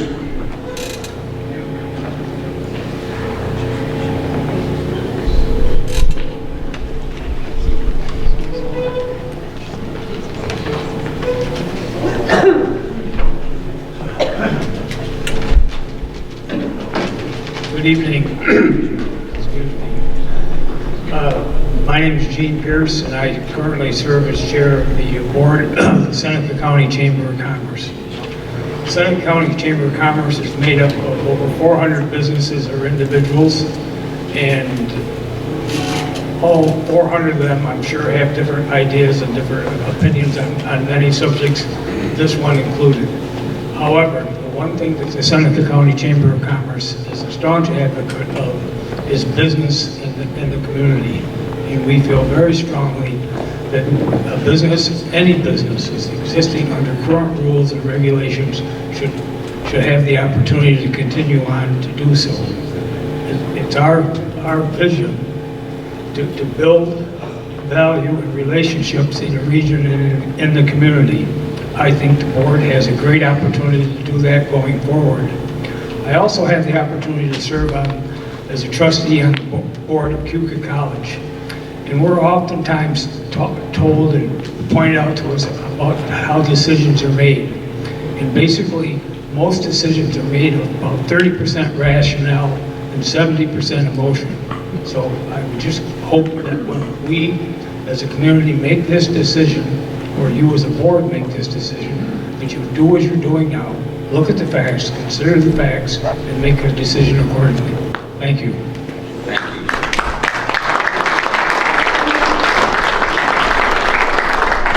Jeff Shipley.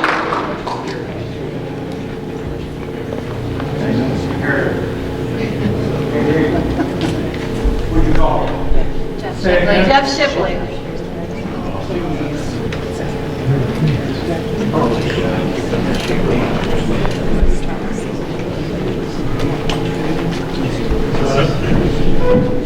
Good evening, board. Good evening, members of the community.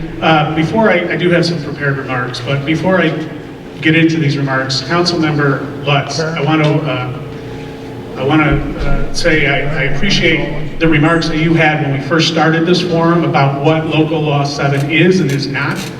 I think in light of your clarification that it is not it's not meant to shut Seneca Meadows down in 2017, I would really urge the board and the community to re-examine, maybe re-evaluate how that local law is written. Because I do think there is a number of people here tonight and those that are not here tonight that do have a perception that Local Law 7 is meant to shut down Seneca Meadows in 2017. So with that in mind, that's what most of my remarks are going to be based on. Our board chair, Mr. Gene Pierce, has spoken for our organization, our board. My comments are a reflection of my vantage point and my opinion, my experience. As many of you know, I am the president of the Seneca County Chamber of Commerce. As Gene mentioned, we're among the largest business advocacy organizations in the region, and we're located here in the town of Seneca Falls. I am here tonight again to relay concerns with the proposed Local Law 7. While we respect, the Seneca County Chamber respects the opinions shared by others and the considerable amount of time and energy that has already been devoted to this issue, I feel the proposed local law is unnecessary, unprecedented, discriminatory, and potentially harmful to the town's future economic growth and development. The stated purpose of the proposed Local Law 7, as you heard earlier, actually I don't know if you did hear earlier, is to promote a clean, wholesome, and attractive environment, and to protect the town water supply. Aside from the obvious subjective nature that could be applied to that term, wholesome, the town of Seneca Falls, its businesses, and its residents are currently governed by several existing laws related to clean air, water, traffic, and harmful pollutants. those existing laws are in the town comprehensive code of the town of Seneca Falls. That's where those can be found. In addition to the existing local laws, there are literally hundreds of state laws and regulations governing water alone, not to mention countless federal EPA regulations that impose strict penalties for non-compliance. Zoning regulations also provide an additional layer of control for the town to influence its vision of a wholesome community. While the New York Environmental Conservation Law allows local municipalities to adopt additional laws that meet state baselines, this town board would be establishing a major precedent in doing so. Among the health, safety, and welfare protections as listed as justifications in Local Law 7, how about Section 2, Number 2, Letter B? It describes the deterioration in property values, goes on, that may interfere with the orderly development of properties. At this time, I am unaware that this town board or any of its predecessors have proposed a similar local law for protections against the Cayuga Indian Nation, an equally significant threat to property values as well as the local economy. Is the town board prepared for a host of other local law considerations? Whether you're prepared to enact a lot of other laws or not, a real concern is whether this strategy is just. Without question, the town has a responsibility to uphold its laws and protect its citizenry. If any business operating within the town of Seneca Falls performs illegal or illicit activities or otherwise violates a known regulation or policy, they should be held accountable, and additional action may be warranted. However, to implement a policy such as proposed Local Law Number 7, which unilaterally penalizes a legal, law-abiding business member of our community, is unwarranted and discriminatory. It also sends a very clear message to current or prospective businesses that this community is decidedly not open for business and will potentially undermine economic development efforts to the detriment of our future generations. I urge you to reevaluate the necessity and practicality of proposed Local Law 7 as it is currently written. Thank you for your time.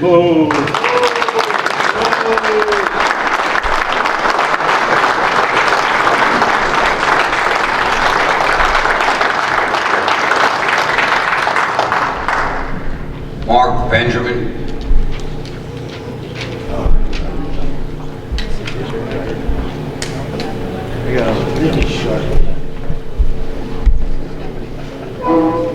Good evening.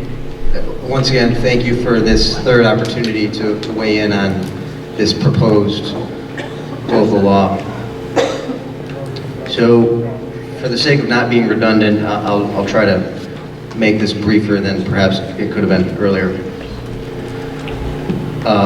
Point number one, it was drafted by a special interest attorney that does not from the town, is not hired by the town, and does not have local taxpayer interests in mind. Number two, it restricts commerce and restrains trade. Number three, it will obliterate about 100 local jobs. Number four, it will increase taxpayer burdens. Number five, state and federal regulatory agencies are well positioned to regulate municipal solid waste. The town does not have the resources to regulate solid waste.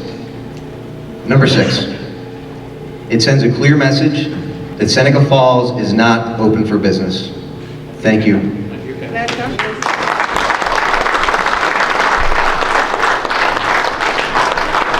would like to add, just so that we're not super scaring people, that we have a really great SFDC that's working really hard for Seneca Falls to bring in new business, and there are new businesses coming into Seneca Falls. So I just want to reiterate, kind of stay positive at the same time, that Seneca Falls is a great town. The people of Seneca Falls are great. Our businesses of Seneca Falls are great. And I think that, you know, we're going places, so let's not keep going negative. Let's try to stay positive as well. Steve Wilson. Is that how you pronounce your last name? Yep. Thank you.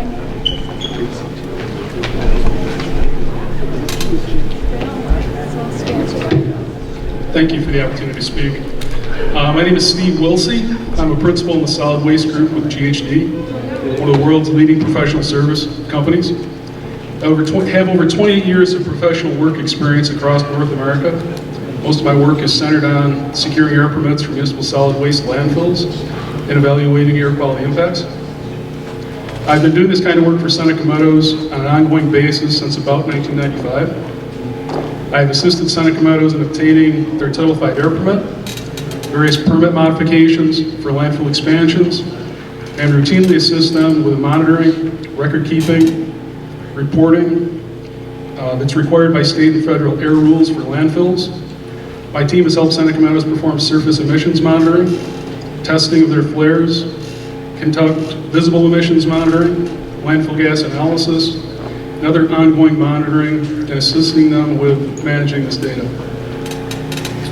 We have helped prepare the air and landfill gas portions of the environmental impact statements, including completion of air quality impact analyses, where we use computer-driven air dispersion models to model emissions from the entire facility at and beyond the property boundary over the life of the landfill for compliance with federal and DEC ambient air quality standards.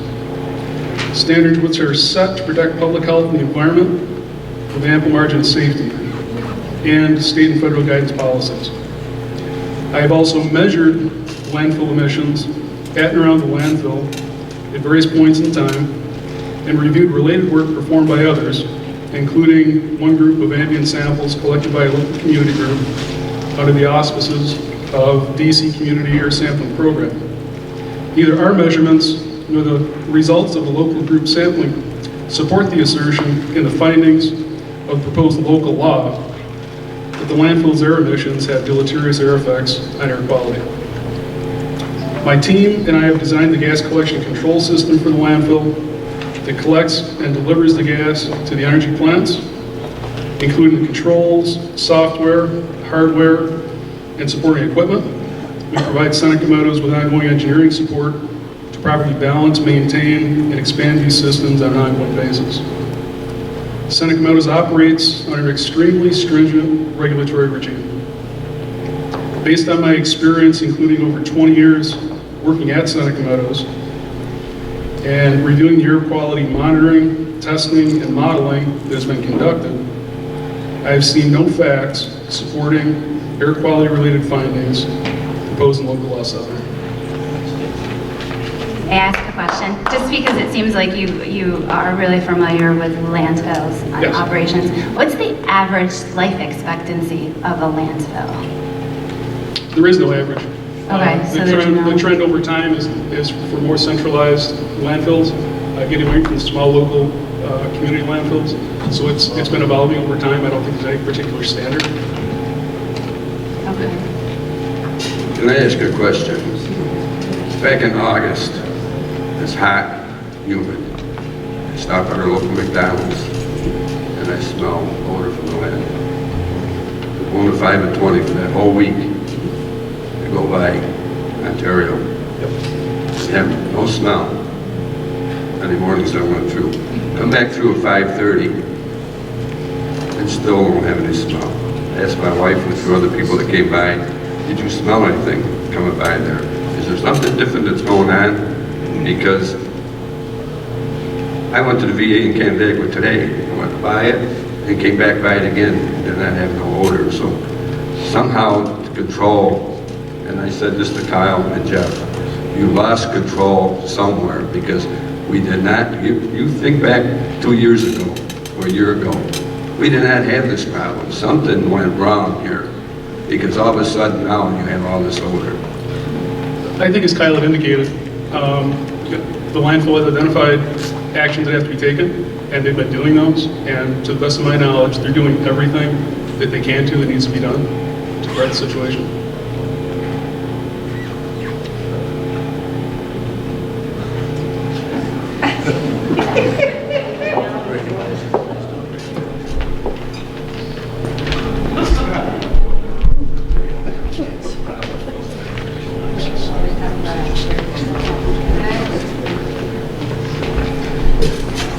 Jason Gorman.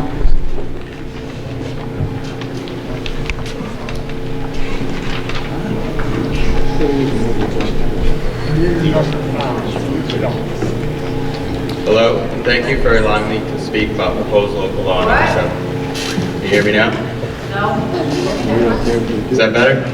There you go. Sorry about that. Hello, and thank you for allowing me to speak about proposed local law number 7. My name is Jason Gorman, and I am a professional engineer with over 18 years of experience with construction of solid waste facilities.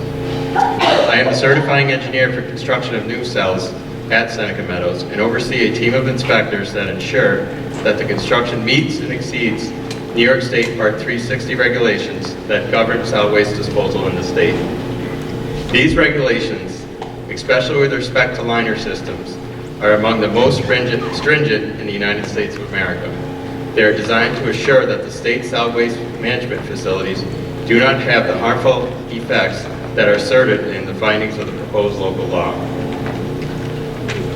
Our team of inspectors includes degreed engineers and scientists that observe and document each component of construction to confirm that the landfill liner system meets or exceeds the DEC-approved landfill design plans and specifications.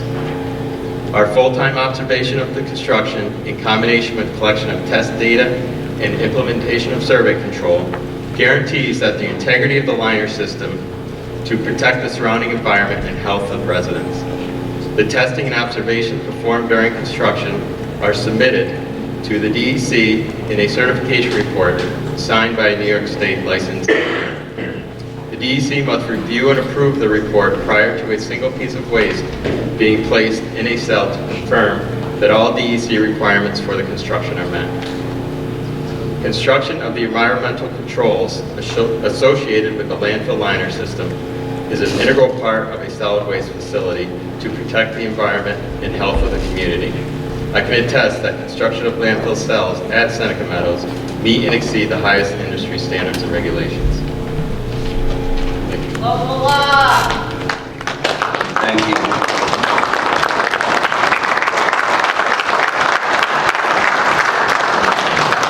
Okay, as I said in the beginning, to try to avoid repetitive comments, and I've had a number of people speak for no local law at this point. The last number of speakers have spoken that way, so I'm going to move around this agenda a bit, the people who signed in, and I'm going to pick someone from the last page.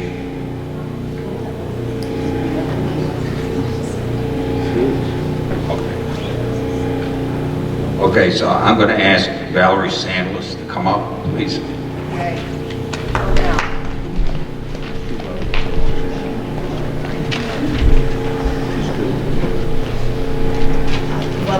Thank you very much for having another forum. I greatly appreciate all of this.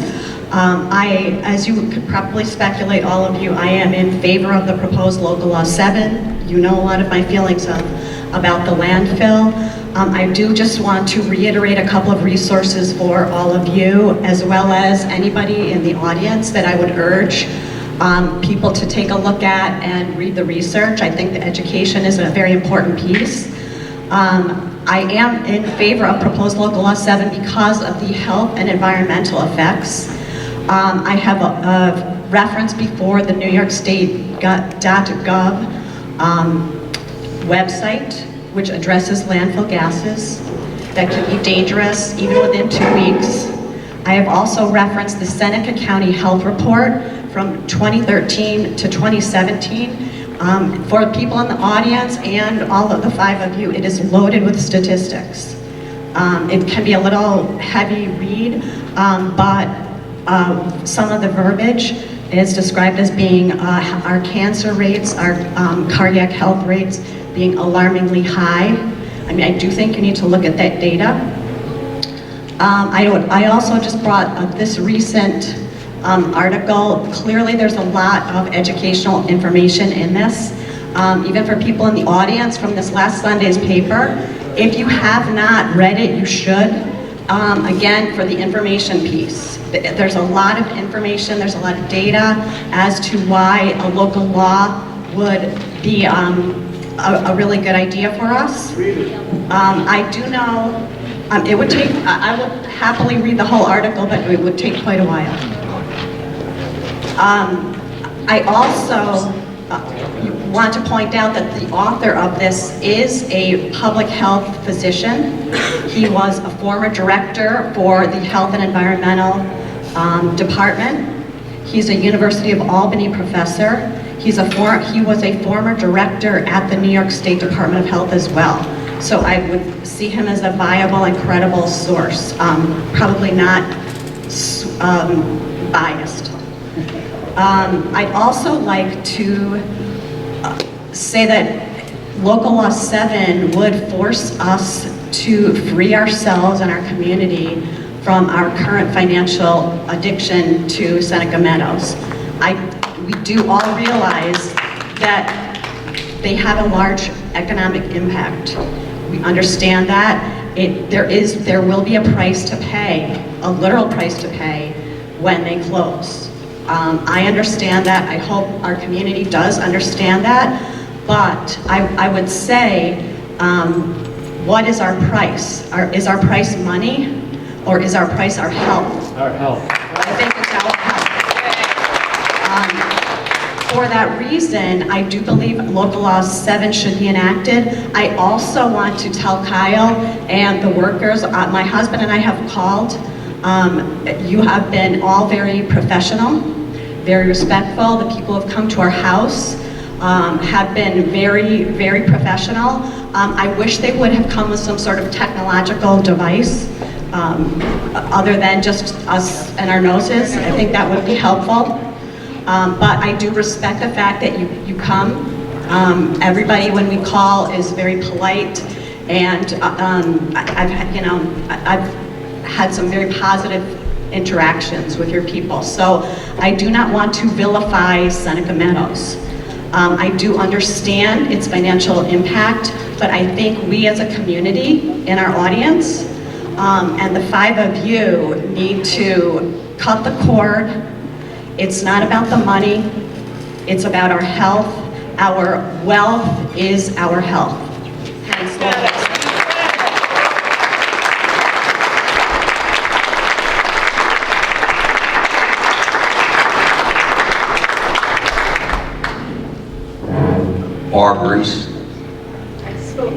Oh, okay, that's, okay. I thought you might have had something else to say. Thank you. Kurt Anderson?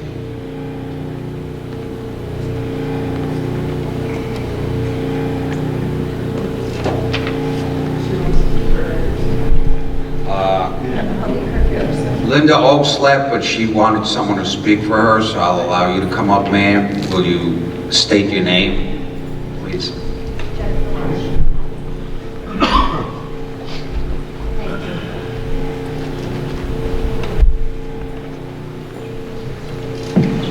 Hi, can everybody hear me? Yes.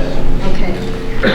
Linda Oaks allowed me to stand in for her. She needed to leave because she was physically in pain, and she wanted me to say on her behalf that what she wanted to say was not put profit over Your name, health. ma'am? Sorry, my name is Jennifer Marshall. What she wanted me to say was to say what I wanted to say, but also to say, please do not put profit over health, and new businesses will come. My name is Jennifer. I am a taxpayer in Seneca Falls. My plan is to not be redundant, to comments addressed, and hope only to add information not yet said to my knowledge. That said, I will repeat 2 things. The first is I want to thank you for this opportunity to speak and for your hard work. And also that I am fully in support of Local Law 7 in regards to health, environmental issues, and quality of life in this county. I want to follow up, and I had started this and written notes before coming here, and Kyle repeated something today. that I was already going to comment on.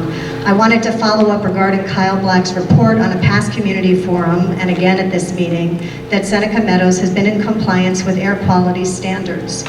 After that meeting, I submitted a FOIL request to gain an understanding from the DEC of what is tested, where it's tested, and how it is tested. This is what I learned. According to the DEC, no air quality has been gathered in Seneca Falls. The closest air monitoring station in Region 8, which is our region, is in Rochester.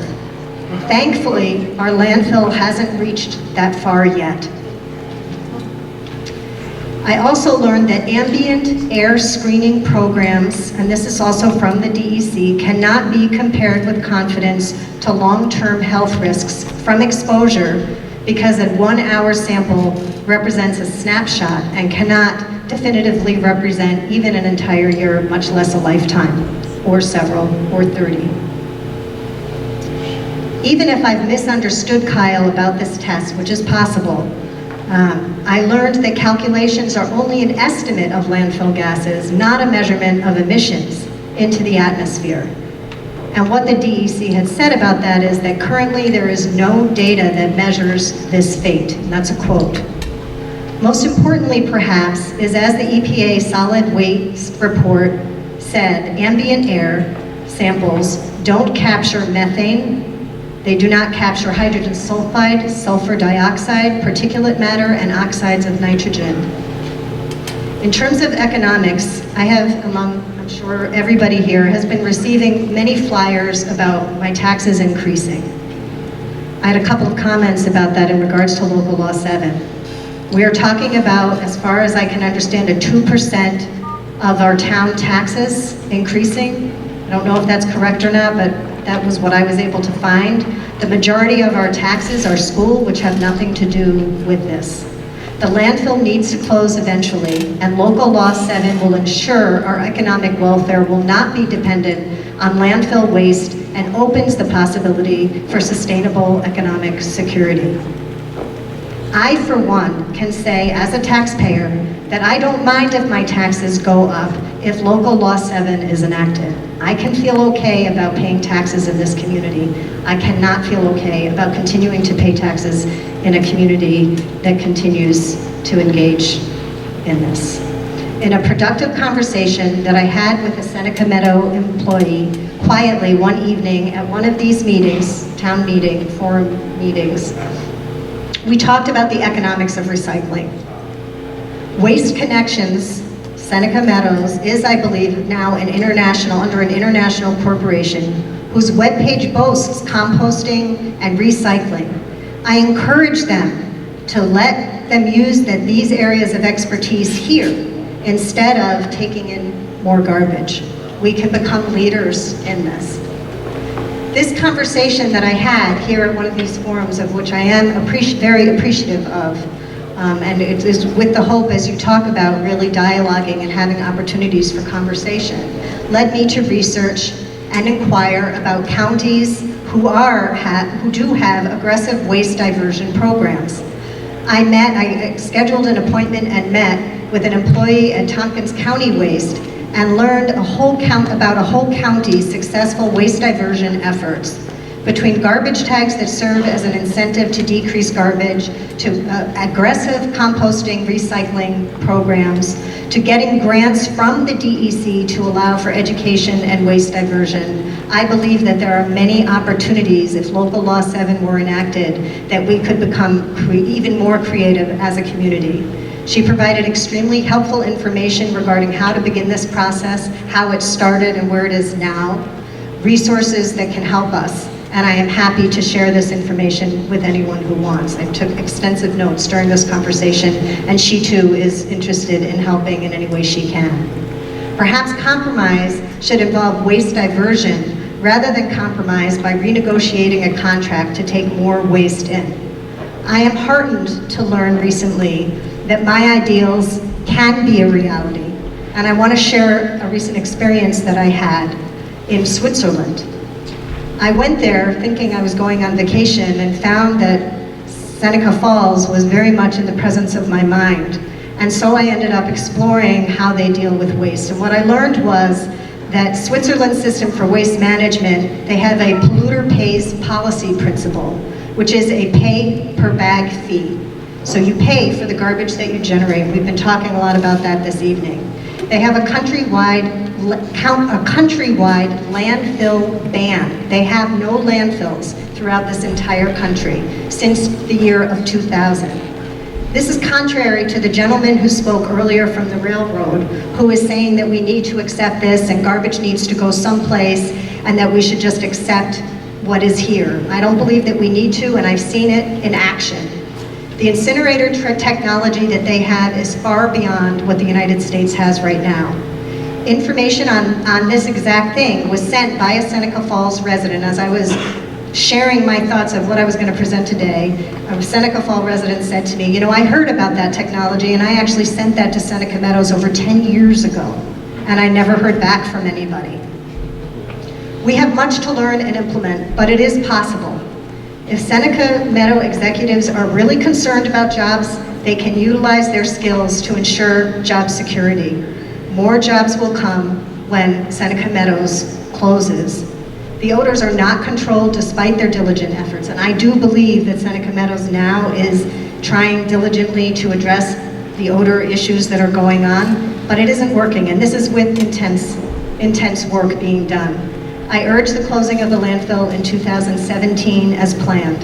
I asked for no renewal given their current inability to manage what is here and support enacting Local Law 7 before the November election. It has been long enough. I encourage people who are affected to continue to ask for the MDS statements, which I did speak about in a past one. I won't go into that. Who are affected, we should know what we're inhaling. I have not yet received any MDS forms on sanitizers and things that are sprayed in the air. I am disheartened when I hear you say that you're renegotiating with Seneca Meadows when a decision hasn't been made whether to even to continue a contract. Isn't that putting the cart before the horse? Exactly. In closing, I hear Seneca Meadows attorneys threatening this board regarding personal liability, and I can't imagine the stress that you all are carrying. However, ultimately, regardless of Seneca Meadows pursuing this, the issues remain, and they'll only get worse as more garbage comes into our community and ultimately has no long-term commitment to this community past their 30-year post-closure. I ask the board now, when will the board put Local Law 7 up for a vote? Is there a plan of when this is going to happen? Not as yet. Waiting for the elections? No, we're not waiting for the elections. But there's no plan as of yet. If someone wants to bring it up, they'll bring it up. We'll have a public hearing, and then we're forced to act upon it. But, you know, that's why this forum is here tonight. We're trying to decide in which direction to go. So there's no plan one way or another. This forum we had tonight because we really and truly wanted to hear from people and their thoughts on this proposed local law and how they felt about it. As you bring up some very good comments, some advanced technology that frankly I haven't heard about before. Although your comments at the end perturb me about being threatened by lawyers with action against us as single members of the board. I've never been threatened with that. I thought I heard that at one of these meetings by somebody standing right here at this microphone. It was an attorney for SMI who said that something about holding people personally liable. I took notes on that as he was saying it. I didn't get the gist of that. If he said that, I didn't feel threatened. I didn't hear that. But that might have been your interpretation. It might have been my interpretation. I'm not sure. But well, I encourage and I hope that the board will put it up. I'm assuming you're saying somebody on the board would need to bring it up, not a community person to bring it up for a vote. If it's a community person, I'll bring it up right now and ask that a vote be put forth and that the meeting that this was supposed to be takes place.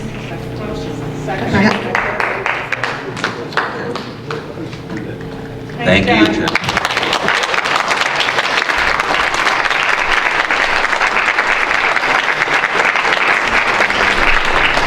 Robert Holmes.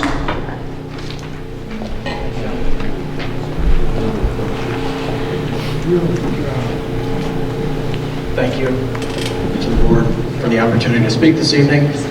My name is Robert Holmes, and I am a professional engineer with Cornerstone Environmental. I've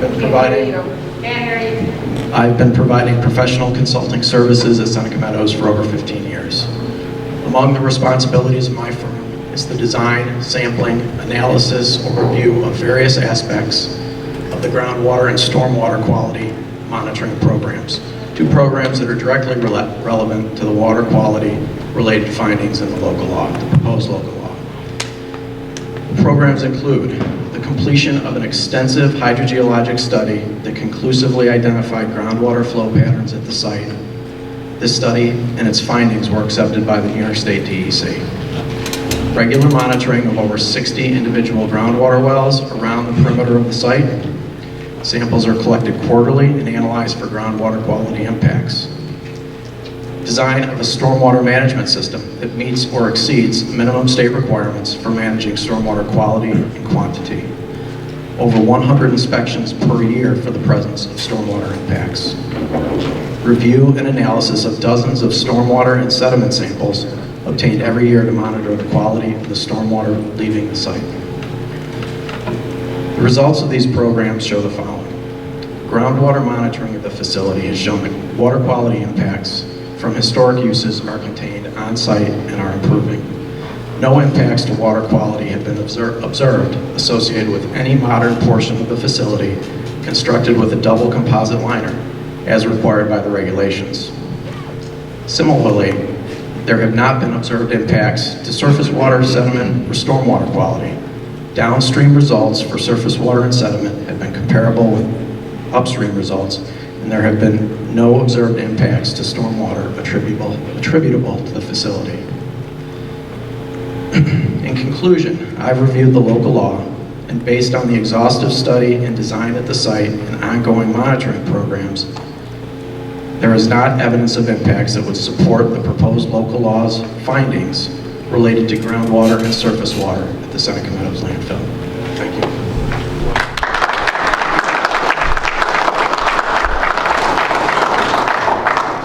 Jim Sandless.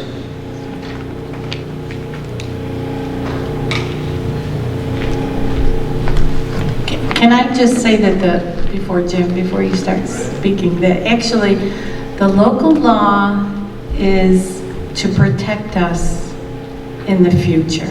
And everyone from the landfill, it's great that you're coming up and telling us that, you know, everything is good and the liners are good and the water is good and the air quality has been tested and it's all good. But I think this law is designed to protect us in the future, because what is good right now might not be good 5 years from now, or it might not be good 10 years from now.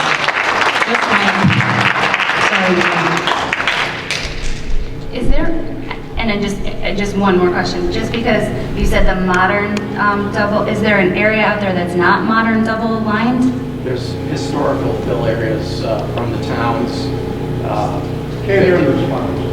In the 1950s and 60s and 70s, the towns landfilled their waste in unlined portions of the site. There's no liner system. It's not enough. But those impacts, the groundwater impacts, the Seneca Meadows voluntarily spent millions of dollars without being required by the DEC to cap that area. They've done so. They've done groundwater treatment, and that's being monitored as well. And it shows that those groundwater impacts are on site and they're actually proceeding. You have the 50s and 60s. Was there. You have built over those, correct? No, there's no. The Tantallo site has a. I know Tantallo is the center of the horseshoe. Has an engineer. So nothing's over there. Thank you, board. My name is Jim Sandless. I live here here in Seneca Falls. I've been living here since 1985. Okay, how's that? Better. I am in favor of local law number 7, specifically in regards to odors and health to the community. And I'd like to make a couple of points to Mr. Black's points.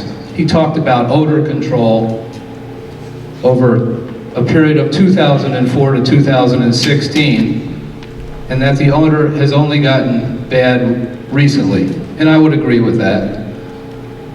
But the reason it's gotten bad recently is because we've taken in 25 million tons of garbage in that 11 years. There's 50 to 60 million tons of garbage in that landfill. That's why the odors are out of control, because they can't control it anymore. Odor complaints. We've had people come out, we've called, they're very nice, they say they can't smell anything. And I believe they can't smell anything is because they're working in the odor every day and they're stink blind. Exactly. Bring a machine, something that can measure it, measure all the things that are out there, and let's see real results. I am in favor of local law number 7. It has been proposed. Let's have a public hearing. Let's vote on it. Let's stop prostituting ourselves to the landfill.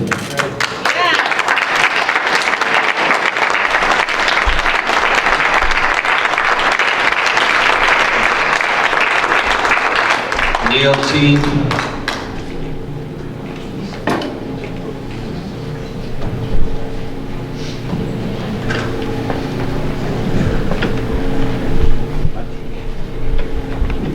Can you hear me?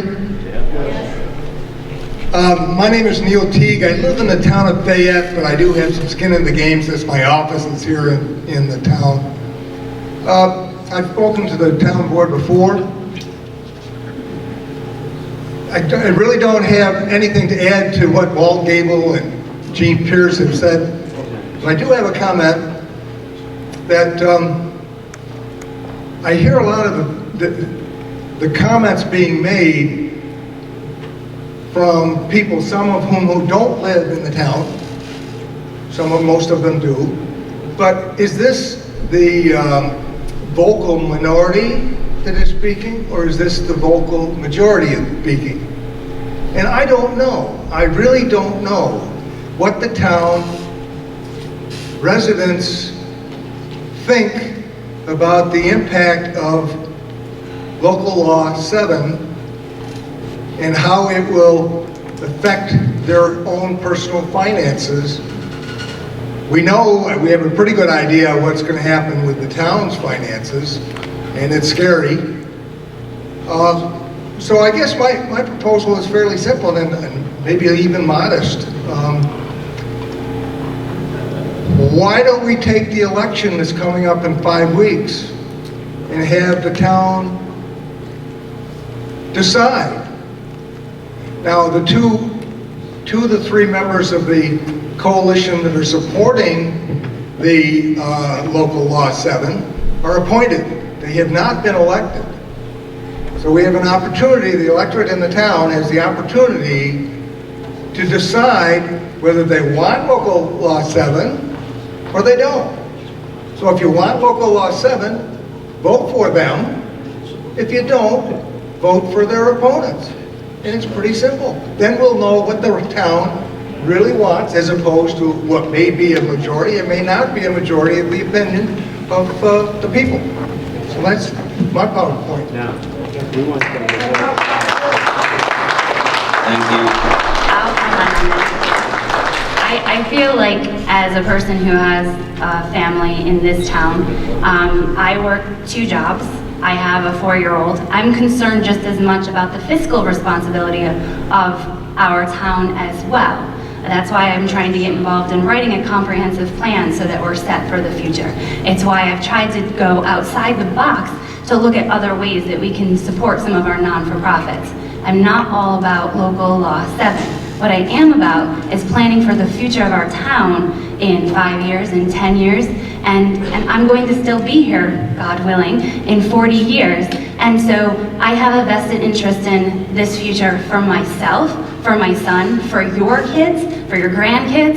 And so just saying it's cut and dry is not a great, and not to put you wrong, I understand where you're coming from, but I'm saying there's so much more about this town and what we could do for it than just local law 7. So to box us into something when we're more than just that also would, I think, be a travesty to this town as well.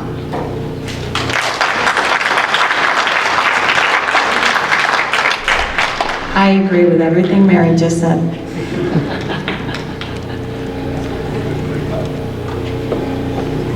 Kent Gardner.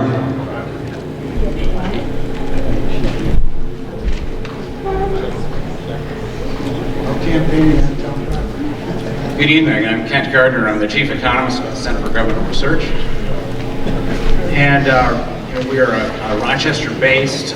We're a century-old not-for-profit founded by George Eastman of Eastman Kodak. Now, many of the facts that I'm going to talk about tonight have already been presented in a previous meeting. I'll go into a little bit more detail. We were engaged by Seneca Meadows to take a look at the financial aspects of Local Law 7. So first I want to talk about, and I think it appears that the impact on tax rates is pretty well known. I want to be specific about that.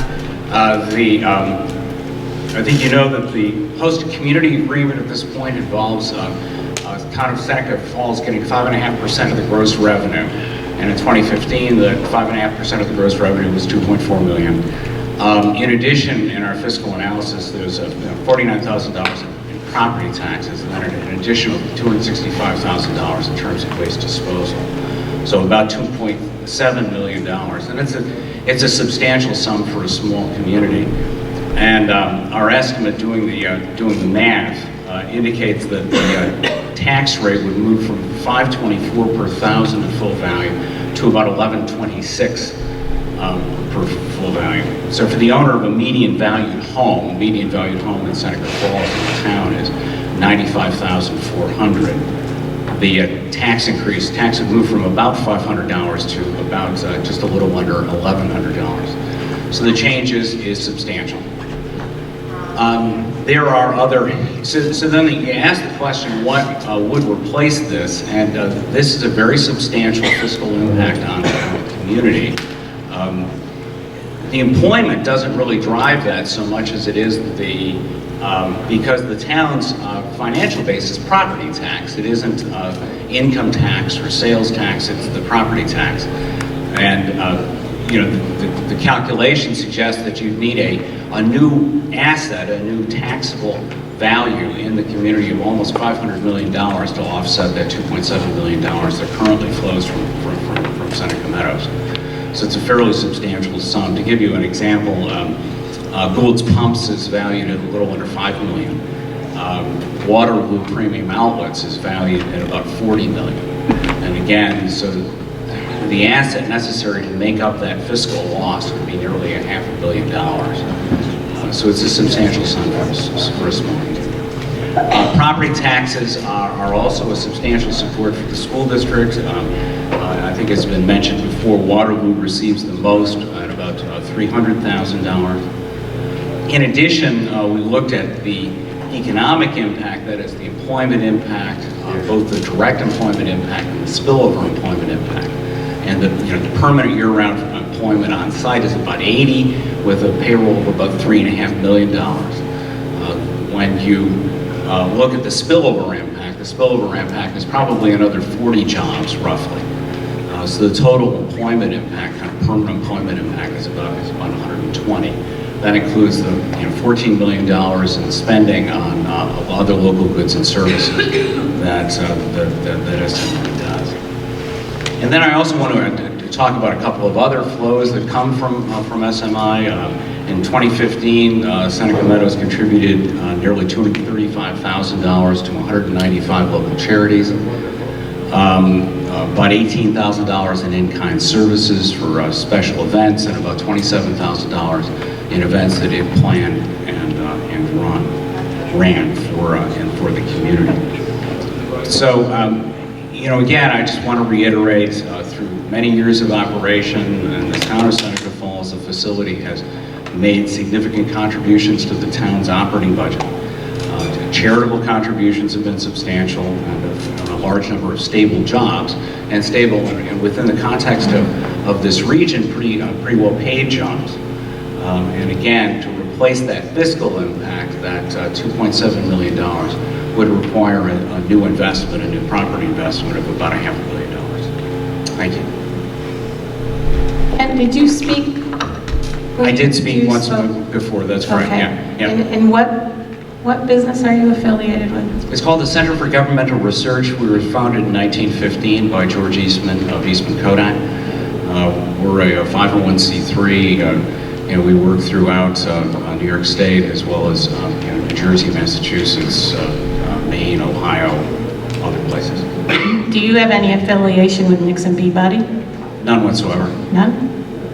Okay. We're an independent C3. Did May I ask a question? Yeah. Oh, I was just going to ask if you Sure. figured in the tax equalization rate that went from 80 to 100%. These are full value calculations. They're full value. So if people's tax equalization rate went from 80 to 100, then we're going to make more on each person's taxes. So therefore, on their property tax, right? It's on your assessment. And if it went up, then that means that we could offset from going from 80, so you get 80% of what was there, to 100%. Then we could make up some of that difference, correct? It's not as simple as 5 to No, 11. I don't think that's correct. I'm sorry. I think the best way to look at analysis is in a full value basis, and then you're looking at that irrespective of the assessment.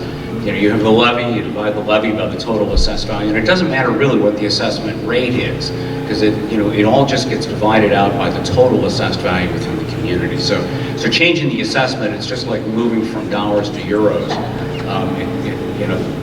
The tax levy is still the same, and what our analysis looks at is what the impact is of moving a tax levy, or adding $2.7 million to that levy.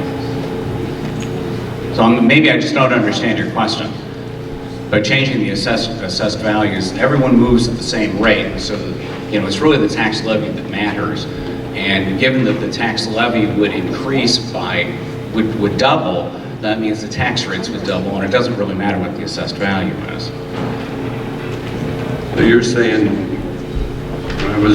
we were a village, because your house value was about the same as mine was then. I was paying, say, $1,600 in taxes. And now I'm paying $500, so I'm going to go to $1,100 by doubling. So I'm still going to be saving $500. What I was paying back when I was a village. So you were a village resident prior to the dissolution. So I'm just saying, my taxes were $1,600. Now they're $500, but they're going to go to $1,100. So actually, so you end up saving money from when I was in a village. You end up the only one that I feel sorry for was not for dissolution, because the town people did not have a say on this, and now the town people's taxes will get doubled, which I feel sorry for. Right. Yeah, your individual situation is a function of your previous status as a village resident. Yeah. And then your report didn't take into consideration any businesses that we may be able to pull into the town, right? It didn't, although I did take a look at the records for the county, and I know that the IDA works very hard to try to attract business to the community, and there really have been no significant businesses attracted to Seneca County in the last 5-7 years. There are a couple of significant expansions. Gould's Pumps and Bonadent both expanded and did receive some assistance from the IDA, and then you do have the casino being built in Tyre, which is another issue entirely. But the rate of business formation in Seneca County has been pretty low. People have talked about reasons. Other speakers have talked about reasons for that. This is a tough state in which to do business. Seneca County isn't a major metropolitan area, and right now I think nationally it would appear that it's the big cities, New York City, Boston, places like that seem to be attracting a lot of the new development. So it's tougher for rural communities. So it certainly is possible to attract more. But again, the challenge for you as a town board is that the loss of the revenue directly to your bottom line isn't offset by new businesses coming in. The new businesses would have to bring with them, to offset that revenue, they would have to bring very substantial property value, and that's really improbable. Again, it's, you know, you think about waterable premium outlets, the whole assessed value of that is only $40 million. So we're talking about more than 10 times that to offset that. I mean, I'm not telling you anything you don't know. I mean, the financial hit from losing is substantial. But Greg and I are on economic development, and we just put 55,000 over into that, so people get hired. Right now, we have 3 major businesses that are bringing good money into us, talking to us right now, and we have others out there coming in. Well, that's exciting, and I wish that's, that's saying to the public, we are diligent and we're working on this to bring these businesses in. So when these people are saying businesses are going away from New York State, we got 3 major and 3 other ones right now that are talking, so that's 6. Yeah, well, congratulations. That's tough to do in this environment, it really is. And I hope we get them. Yeah, so do I. This lady has a question for you over here, and Susie, you'll be next, okay? If Seneca Meadows goes away, who owns the property and who will be paying the taxes on that property? And also, if Seneca Meadows goes away, the Audubon area apparently will go to them, then that land will be taken off the tax roll because Audubon is federal land and they don't pay taxes. Just like Montezuma doesn't pay taxes on the land. So we know that one. I know that answer, but who owns the land of Seneca Meadows after they close? That's a legal question. Well, it's, Okay. but let me address it if I can. You know, I think the thing to remember is that the revenue that the town receives from Seneca Meadows really doesn't come in the property tax. It comes from the host community agreement. And the host community agreement is driven by the amount of revenue that the facility generates. So if the facility shuts down and it has no revenue, the host community agreement goes to 0. There will still be, assuming it's still owned by Seneca Meadows, by Progressive Waste Solutions, or by any other entity, there will still be property tax paid on it. But the property tax is really pretty small relative to the total amount of money that the town receives right now because of the facility. What was that figure for the property taxes it now pays? About 49,000, I believe it is. How much? 49. 49. Yeah. What's your assessed value? It's an aggregate, but it's spread over, you know, Junius and Waterloo and Seneca Falls. Total assessed value is about 14 million. 14 million. That's down from what was it 3 years ago? Yeah, I don't know what the trend is. I'm sorry, I only know what it is right now. You've done a lot of research, you probably should. Well, Didn't they fight their assessment? Are you aware that the assessment went down considerably as a result our taxes have gone up? Well, I'm not aware of the fact that has happened. But I was asked to take a look at the question of what if that revenue goes away. And, you know, I think if the assessment declined and you think that was inappropriate, there are means that, you know, you can talk to your assessor and there's certainly means of redress. They brought in these facts and then they forced the town to pay them back $650,000. The courts did that. Yes, they did. Lose in court, don't blame me. It's not blaming you. We can't blame anybody, can you? Okay. Thank you. Questions? No, thank you. Bob McGill. Anything? I promise to be very brief. So first I want to start with a little humor. The number 1 question at the Tourist Information Center is, where's the falls? Most of your tourists come here looking for a waterfalls. Ain't one. Second, probably about the smartest scientist I ever know said this is an amazing world because everything eats everything. First of all, your local law is supposedly to protect public health and safety, but there is nothing in the state's health records to prove that any landfill has ever caused a health issue. They've been studying landfill since the 60s. They gave it up. They could not find anything conclusive. Most of the science was bogus or flawed.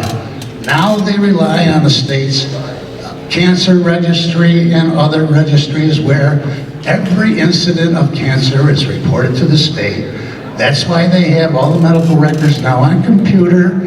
It all goes to a database. It's all compiled by the state.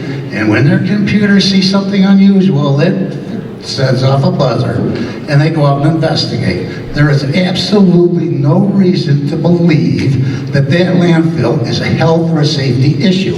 And if you read Seneca County's own report, they will tell you, you gotta do something about smoking, you gotta do something about the overweight people, especially the kids. 32 to 39%, depending on the age group, are obese. A bunch of couch potatoes. Are you going to be like New York City and start regulating the size of the drinks at McDonald's? Are you going to close down McDonald's because of all the fried foods? You have to identify a health or safety issue before you can present a law to protect people from it. There is absolutely no proof in anybody's mind, and Mr. Carpenter has proven a fraud, by the way. I've investigated him. He's a paid anti-fracking activist, okay? I know, any environmental issue, he's appointed by our governor, and he just kind of does whatever the governor wants, just like the director of the Department of Health, a hand-picked crony of Governor Cuomo. But largely, I think the burden of proof for any local law is on these people who say that Seneca County has the highest cancer rate in the state, because I can prove that it doesn't. Now, you prove it, and prove some of your other issues. You just heard about groundwater contamination, you just heard about air quality. I have a picture of an air quality monitor. You know what it looks like? Your barbecue grill. There's barbecue grills all over Gould's Pumps, all around the area, and I'm wondering what the hell's going on. So I took a picture and I talked to the guy. It's Pine Environmental. Those monitors are good to a half a part per billion of just about anything you can possibly think of, and it sends all the air quality reports to his cell phone. So come on. Where's the proof that there's a health issue at all with this landfill or any other landfill in the state? They've already been studying Fresh Kills, which is the biggest landfill in the world, and they can't really pin anything on that one either. So, You're past brief. I understand. So, the burden of proof for any local law is for the people who insist that there's a problem to present the proof and the facts from a reputable source. Thank you. Thank you. Susan Porter. Next time, I want hot dogs. Well, she comes up, I'll let you know that the falls, rapids used to be called falls back in the day, so that's where the question that he asked of why Seneca Falls has the name Seneca Falls, it's because they used to be called rapids. Yeah, fun fact. Go to the visitor center, it's really good actually. Hi, I'm Susan Porter. I live in Seneca Falls. I've spoken to this board before. I don't really have any prepared comments, but I am a resident and I do have an opinion. My friend Walt Gable started the evening off and he talked about being informed. I would just encourage this board to be as transparent as possible as you go through this process, because there's a lot of emotion and not a ton of information. And I know you're busy. I know sometimes your meetings have to be confidential, but the more you can share in a public manner would be beneficial for everybody. I don't mean to nitpick, but I looked on the website for the time of his event tonight and it wasn't listed. So I just think that would be helpful. And just some other things that I've been hearing. You're talking about negotiating a new host agreement. Nobody has any idea what the tenor of those discussions is about. If it's for 5 years, if it's for 10 years, and we talk about monitoring or greater monitoring of the host agreement, but we have a host agreement now that, in my opinion, has not been very well monitored. And somebody made the point that it's up to federal and state agencies to take care of that. I think they're pretty stressed as they are right now, and the whole incident in Flint, Michigan was brought to the public's attention because of a pediatrician and a professor who put 2 and 2 together, not because of agencies that were supposed to be overseeing the quality of that city's water. So I guess, and then the other thing, the gentleman who does the falconry, I have to say that, I think most people understand trash has to go somewhere. And I've lived here for almost 20 years, and I accepted the trash sort of blindly for most of that time. And I lived with it, but I don't think there's an obligation for a community to accept an entire region's trash, millions and millions and millions of trash.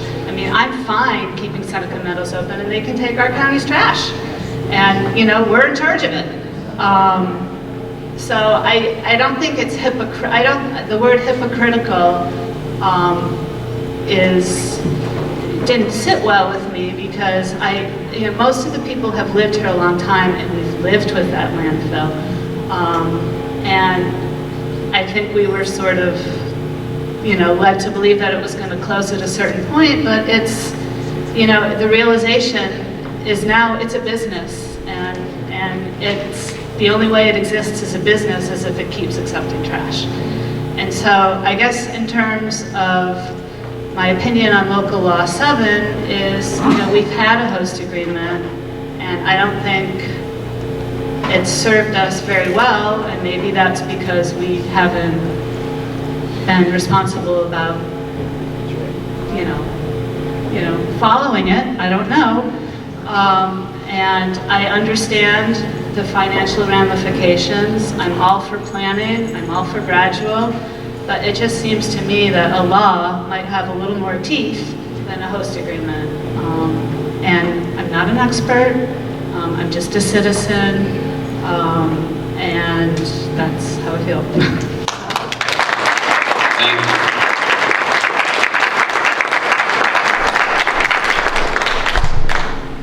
Randy Bluto.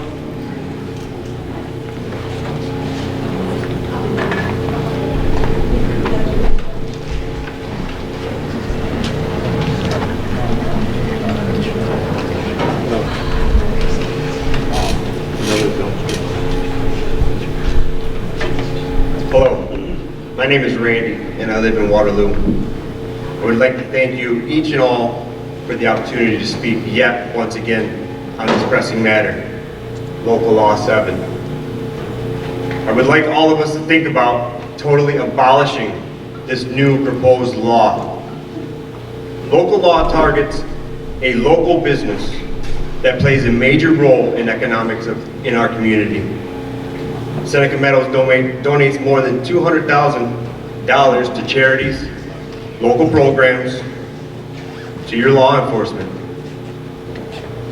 Talking about those, do you all realize the time that has been consumed on making this whole ordeal about Local Law 7?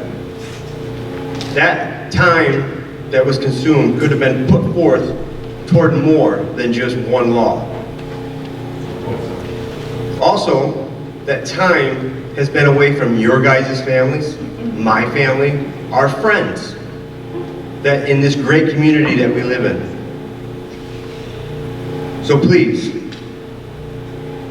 take that local law, the proposed local law, and get rid of that totally, so we all can focus on real items that matter. Thank you.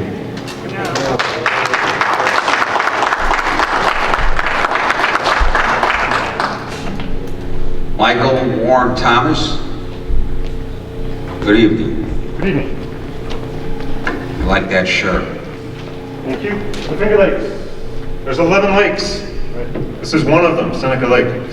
My name's Michael Warren Thomas. I live in Rochester and drove an hour each way today, as I have for a number of these meetings, because this is so important for the region. Thank you. I don't pay taxes here in Seneca Falls or Seneca County, but what you decide as a town is going to impact all of the tourism businesses in this entire region.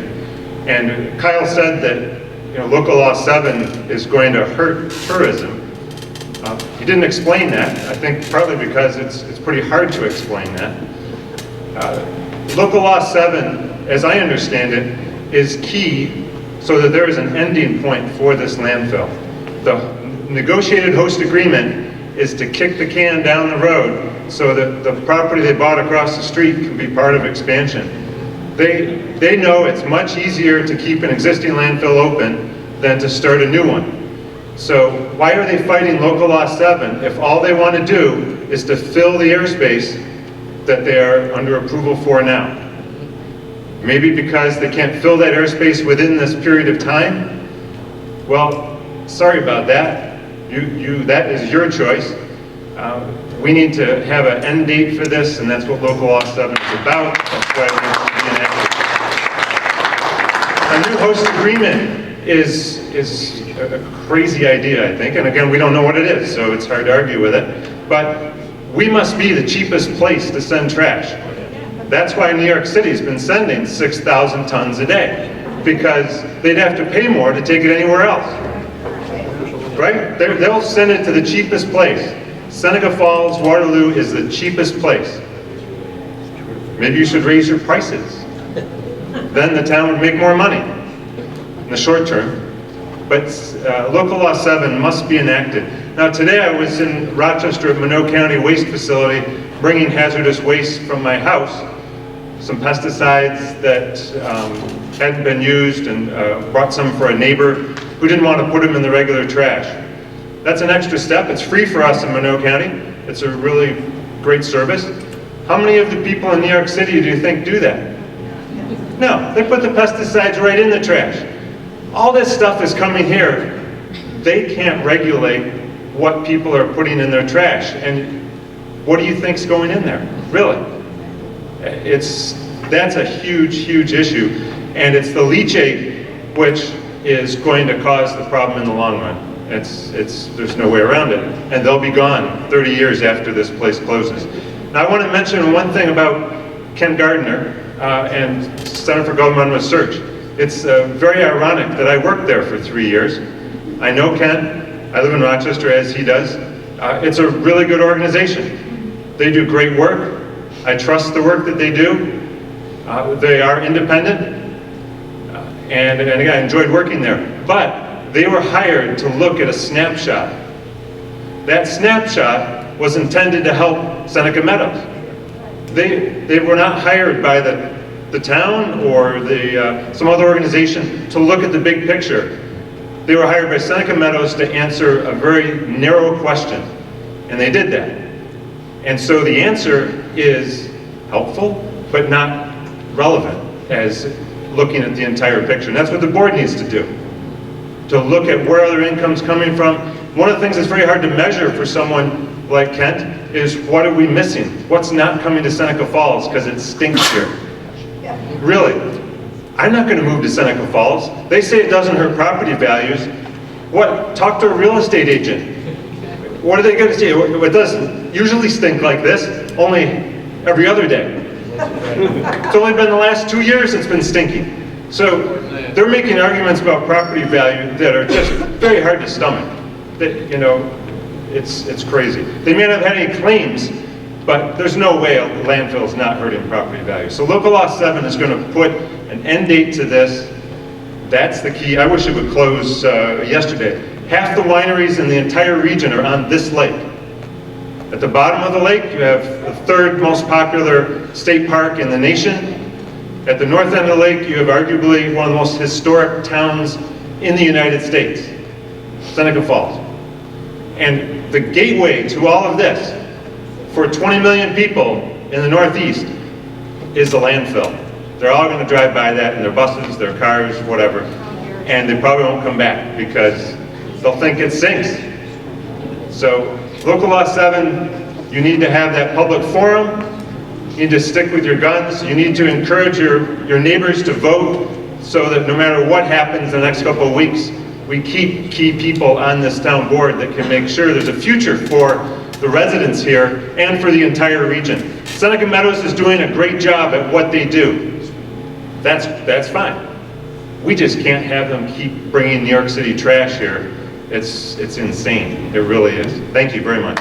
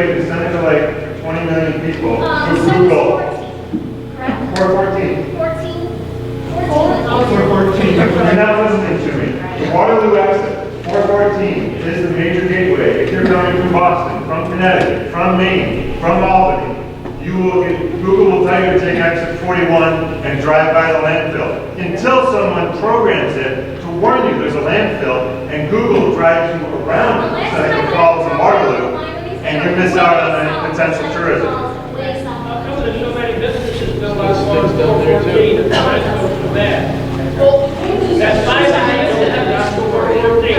And you guys want to constantly cover that. The number of wineries that didn't come here. If we want to announce the number of wineries that did come here, there's always two sides. So we're saying, yes, business is good, people are coming here. You guys are saying business is not. There's always two sides. Yeah, there's only one answer to the question whether they have to drive by the landfill or not. Yeah, but yes, they do. They drive by it. I drive by it every day. The wineries are way south of way south. You can tell me.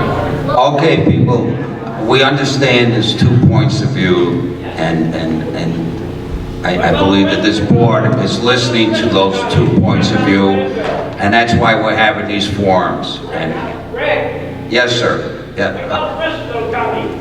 Pardon me? Your local law is, I'm not saying it's good or it's bad, and I'm not saying the landfill is good or it's bad.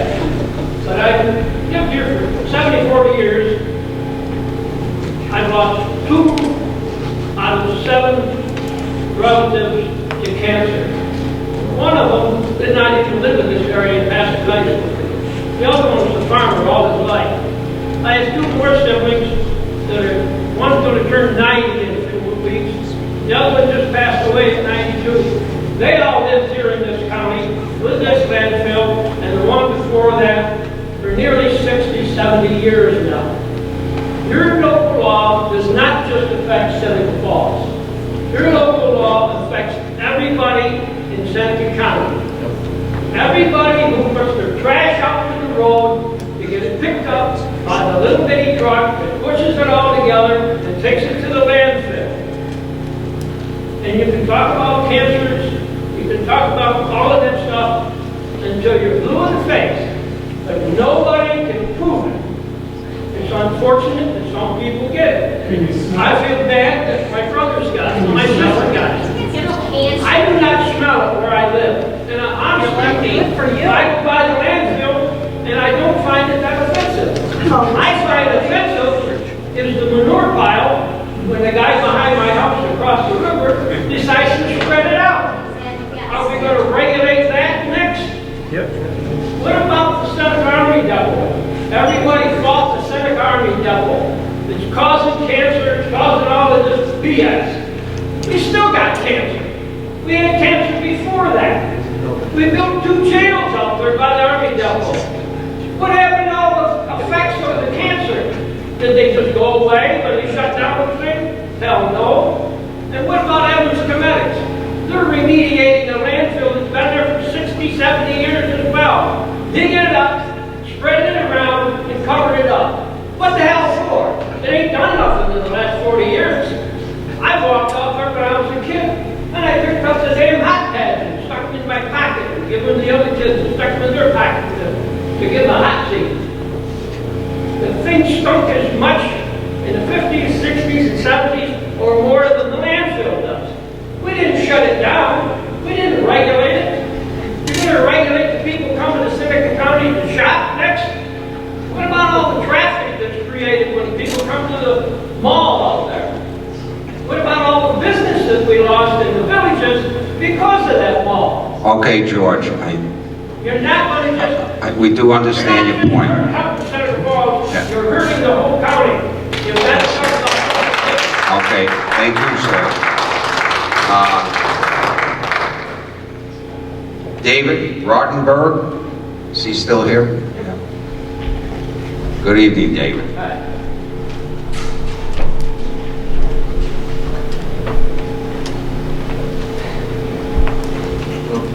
Thanks for letting me come up. It's warm, a lot of stress, a lot of tense, so this is tough. I admire all the people that have come up here and spoke. This is very difficult to do. So, my name is David Rautenberg. I am a tech ed teacher at Waterloo High School. I've been there solid 14 years. I understand, in fact, one of my greatest students is right there, Seth. He's a great guy. I understand a lot of your concerns. I understand the odor. I got it. I'm at that school later than anybody else. For the first time ever, face to face right now, last maybe April or May, was the first time I had to close my window. That's it. Someone came to me and said, "Are you working with an engine, Dave? Are you painting?" I said, "No, I'm always blamed for every smell in high school." So they made a phone call to Seneca Meadows, and it was by lunchtime. I opened up my window, and it was fine. I am against proposed law number 7 because I feel like, and this is in here, I feel like you're targeting a company that has been super beneficial to the kids at that school. My classroom, the school, everything. Every week, every meeting, there's something about Seneca Meadows donated this, they donated that, they gave this. My students in the fire department, they bought us this, they remodeled this. The ambulance, they built this, they donated this. So, I understand your concerns, I got it. There's 2 things that destroy me as a teacher. There's 2 things that keep me up at night. One is I meet great kids like Seth, and then after those 3-4 years, they're gone. They come back and visit every once in a while, but most of them, that's it. And something I have to deal with. But the other thing is when students don't find their path in life. If it had not been, if it's not for Seneca Meadows, I would not be the great teacher that I am.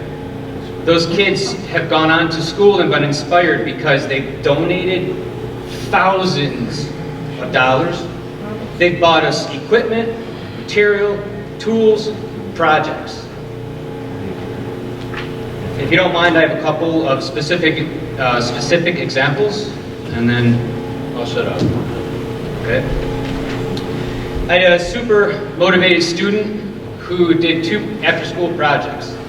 He wanted to do a hovercraft and a golf cart that ran on vegetable oil. So, super late nights, no problem. I could have bought this stuff myself. It would have been almost $2,000. I would have had to move back home and live with my parents, which would have been great for my social life, but I called up Seneca Meadows, and I hate calling them up. I'm slightly embarrassed when I do. No resistance. The next day, no problem, Dave. You tell us what you need, and we'll do it. So anyways, to get to the point, they did. They helped us out. Mike was inspired. He became an engineer from RIT. He's moving mountains. He's happy, and the point I want to say is, at his interview, which not all the kids, not all of them, most of them when they come back and tell me how they're doing, happy, healthy, successful, whatever, I hope, they always say, thank God it was for that newspaper clipping in the Finger Lakes Times about that cool project we did that was donated by Seneca Meadows, because the conversation was about that, not the boring or unoriginal interview, anxiety-causing, stressful questions. And I love that. So, Nick and Jamie, wind and solar power. Our scroll saw in the lab, our workshop, is totally off the grid, thanks to Seneca Meadows. Nick is a genius. He makes me look like I know nothing. He is an electrical engineer from RIT. He just started a business. He was on the cover of RIT magazine. Jamie has 2 degrees because of that. She did something else, which I'll mention in a second, from Oswego, engineering, and she loves sound. She loves audio. So we wanted to do, actually the kids wanted to do an electric vehicle. They wanted to convert a gas-powered vehicle to electric. That's near impossible for a high school to do. It's intimidating to teach and learn, but we got it, we did it. So they did a lot of research. My point is, Seneca Meadows, the next day, delivered a truck, and that's the vehicle we used. They got it in the Finger Lakes Times. I called up the news, I never got a response. Disappointing, but that's okay. Laverne, engineer from SU because of that. Nick, right now Penn State, engineering. Jamie, Oswego. Mackenzie, she's science, biology at this escapes me, it's North. Anyway, that inspired them. One of the greatest projects we do for the kids, I'm only a couple more minutes, don't be impatient, I'm almost done. There's a class called Transportation Systems. We do cool little things, we do cool little projects to inspire them to do greater things. So we build planes, rockets, boats, we build a bridge. But the unit that they always say, Mr. R, can we just do this now? Can we do this next week? Mr. R, when are we going to do this? It's a tech truck.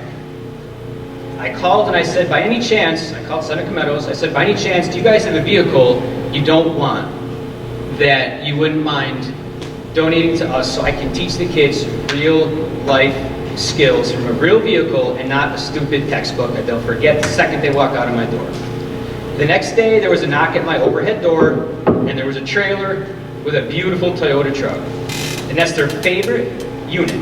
They do everything to that truck because it's really hands-on. It's experience. They can see it, touch it, feel it, smell it, experience, and they learn it. They never forget it. I have a student right now that they donated money to last year. This is the last example. Courtney. If you feel the earth shake right now, it's because of something she's building in her garage. I can't keep up with her. Seneca Meadows donated money to her, and she's making a project about friction of water and energy in a boat, blah, blah. But she's doing great. Anyways, so I see you're getting impatient, so I'll shut up, but let me just do one last thing. Not a single student ever, not a single student ever has said to me, you cannot get a straighter line, by the way. If you stand outside my lab door, my workshop, my lab, and right to the landfill, I'm the first one, in the first room. I'm not like in the back and trying to be sneaky here. I'm the first one right there. No one has ever come to me, no students ever come to me and said, Mr. R, can we go inside? It stinks outside. Mr. R, can you close the window? It stinks. Ever. So, thank you for listening. That's it. Can I ask a question? Yes. Do other businesses donate to the schools? I love that question, and it was on here. I just didn't want to take more time. I believe in being upfront and being honest. I don't care about political correctness. Very little. It's very disappointing. Do you call businesses for donations? I call, I go face to face. And I know a lot of the spin-off business that happens at Seneca Meadows because when I'm at the welding shop, their shop is filled with trucks that are being modified because the landfill said, let's support the local businesses, and they do that. I just have to tell you, my husband owns a business, and almost every single letter that we get in the mail for donations, we donate. So maybe you need to send letters out, and because you do have, there are a lot of businesses in this community that especially for schools will donate. So just a FYI, you know, people do donate. It's not just the landfill that donates to this community. Yep. We've done little things. We've done, there's companies, I won't name names, they'll, you know, a $25 gift card, which I super appreciate. But I'm just saying, they've been unreal. I will No say, comparison. sorry. I would like to say this too. Okay. I think you need to, and you're giving Seneca Meadows a lot of credit, but I think after listening to you talk, you really need to give yourself credit too, because I think that those kids are where they are because they had a good teacher. I have a teaching degree, I get it, it's tough, but it sounds like you did a good job too, so.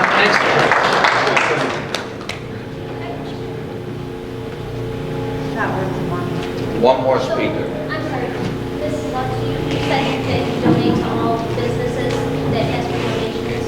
Is it I said when we get letters in the mail from students or the hospitals, whoever, local organizations? for anybody, not-for-profits, So we, you don't discriminate if those businesses also get donations from other companies as well? no, you know what, we had a little issue last year because the House of Concern got up and highly praised the landfill for all they do. But isn't it And about helping out the community? it sure is. And so we've taken our donations that we usually give to the House of Concern and we found another place that doesn't get support from the landfill and we're helping them out. So it's all about spreading it around. But my comments was that there's more businesses and companies out there that donate, that do a lot of donating time and money and things like that. So we know that the landfill contributes immensely to a lot of businesses, but there's a lot of businesses out there that also do the same thing. Yep. Thank you. Robert Wade.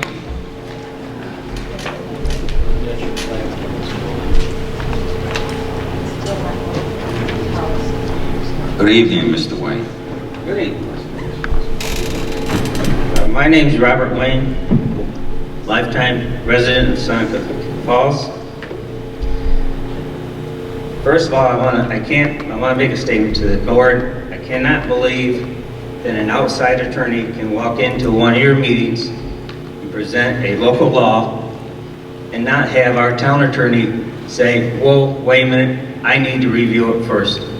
I still do not know how that could ever happen in a government agency. It just blows my mind. I've been listening to everybody talk tonight, and I see the pros and cons with the dump. I see the pros and cons with local law number 7. I still haven't made up my mind on it. But I've been jotting down back there as a taxpayer of Seneca Falls what has happened to me in the past 5 years, and also what may happen to me in the next 5 years. First of all, the village dissolved about 5 years ago, and I'm glad you're paying lower taxes, because my taxes, without having to vote in it, went up over $800. I had no vote in it, but I'm glad you're paying lower taxes. Don't forget, when I was running, I did not want dissolution. Doesn't matter, I it's felt still sorry for affected you, me. yes. But I was Also- against it for you. Also, prior to the village dissolving, on my tax bill in January every year, I got a tax from the Bridgeport Sewer District that paid for the maintenance of the sewer district, it paid off the debt for putting the sewer district in, and it also paid for the treatment of the sewer. Once the village dissolved, I'm still getting that Bridgeport sewer tax on my tax bill, but now on my water bill, I'm also getting charged for sewer treatment. So I'm getting hit twice there, along with everybody else.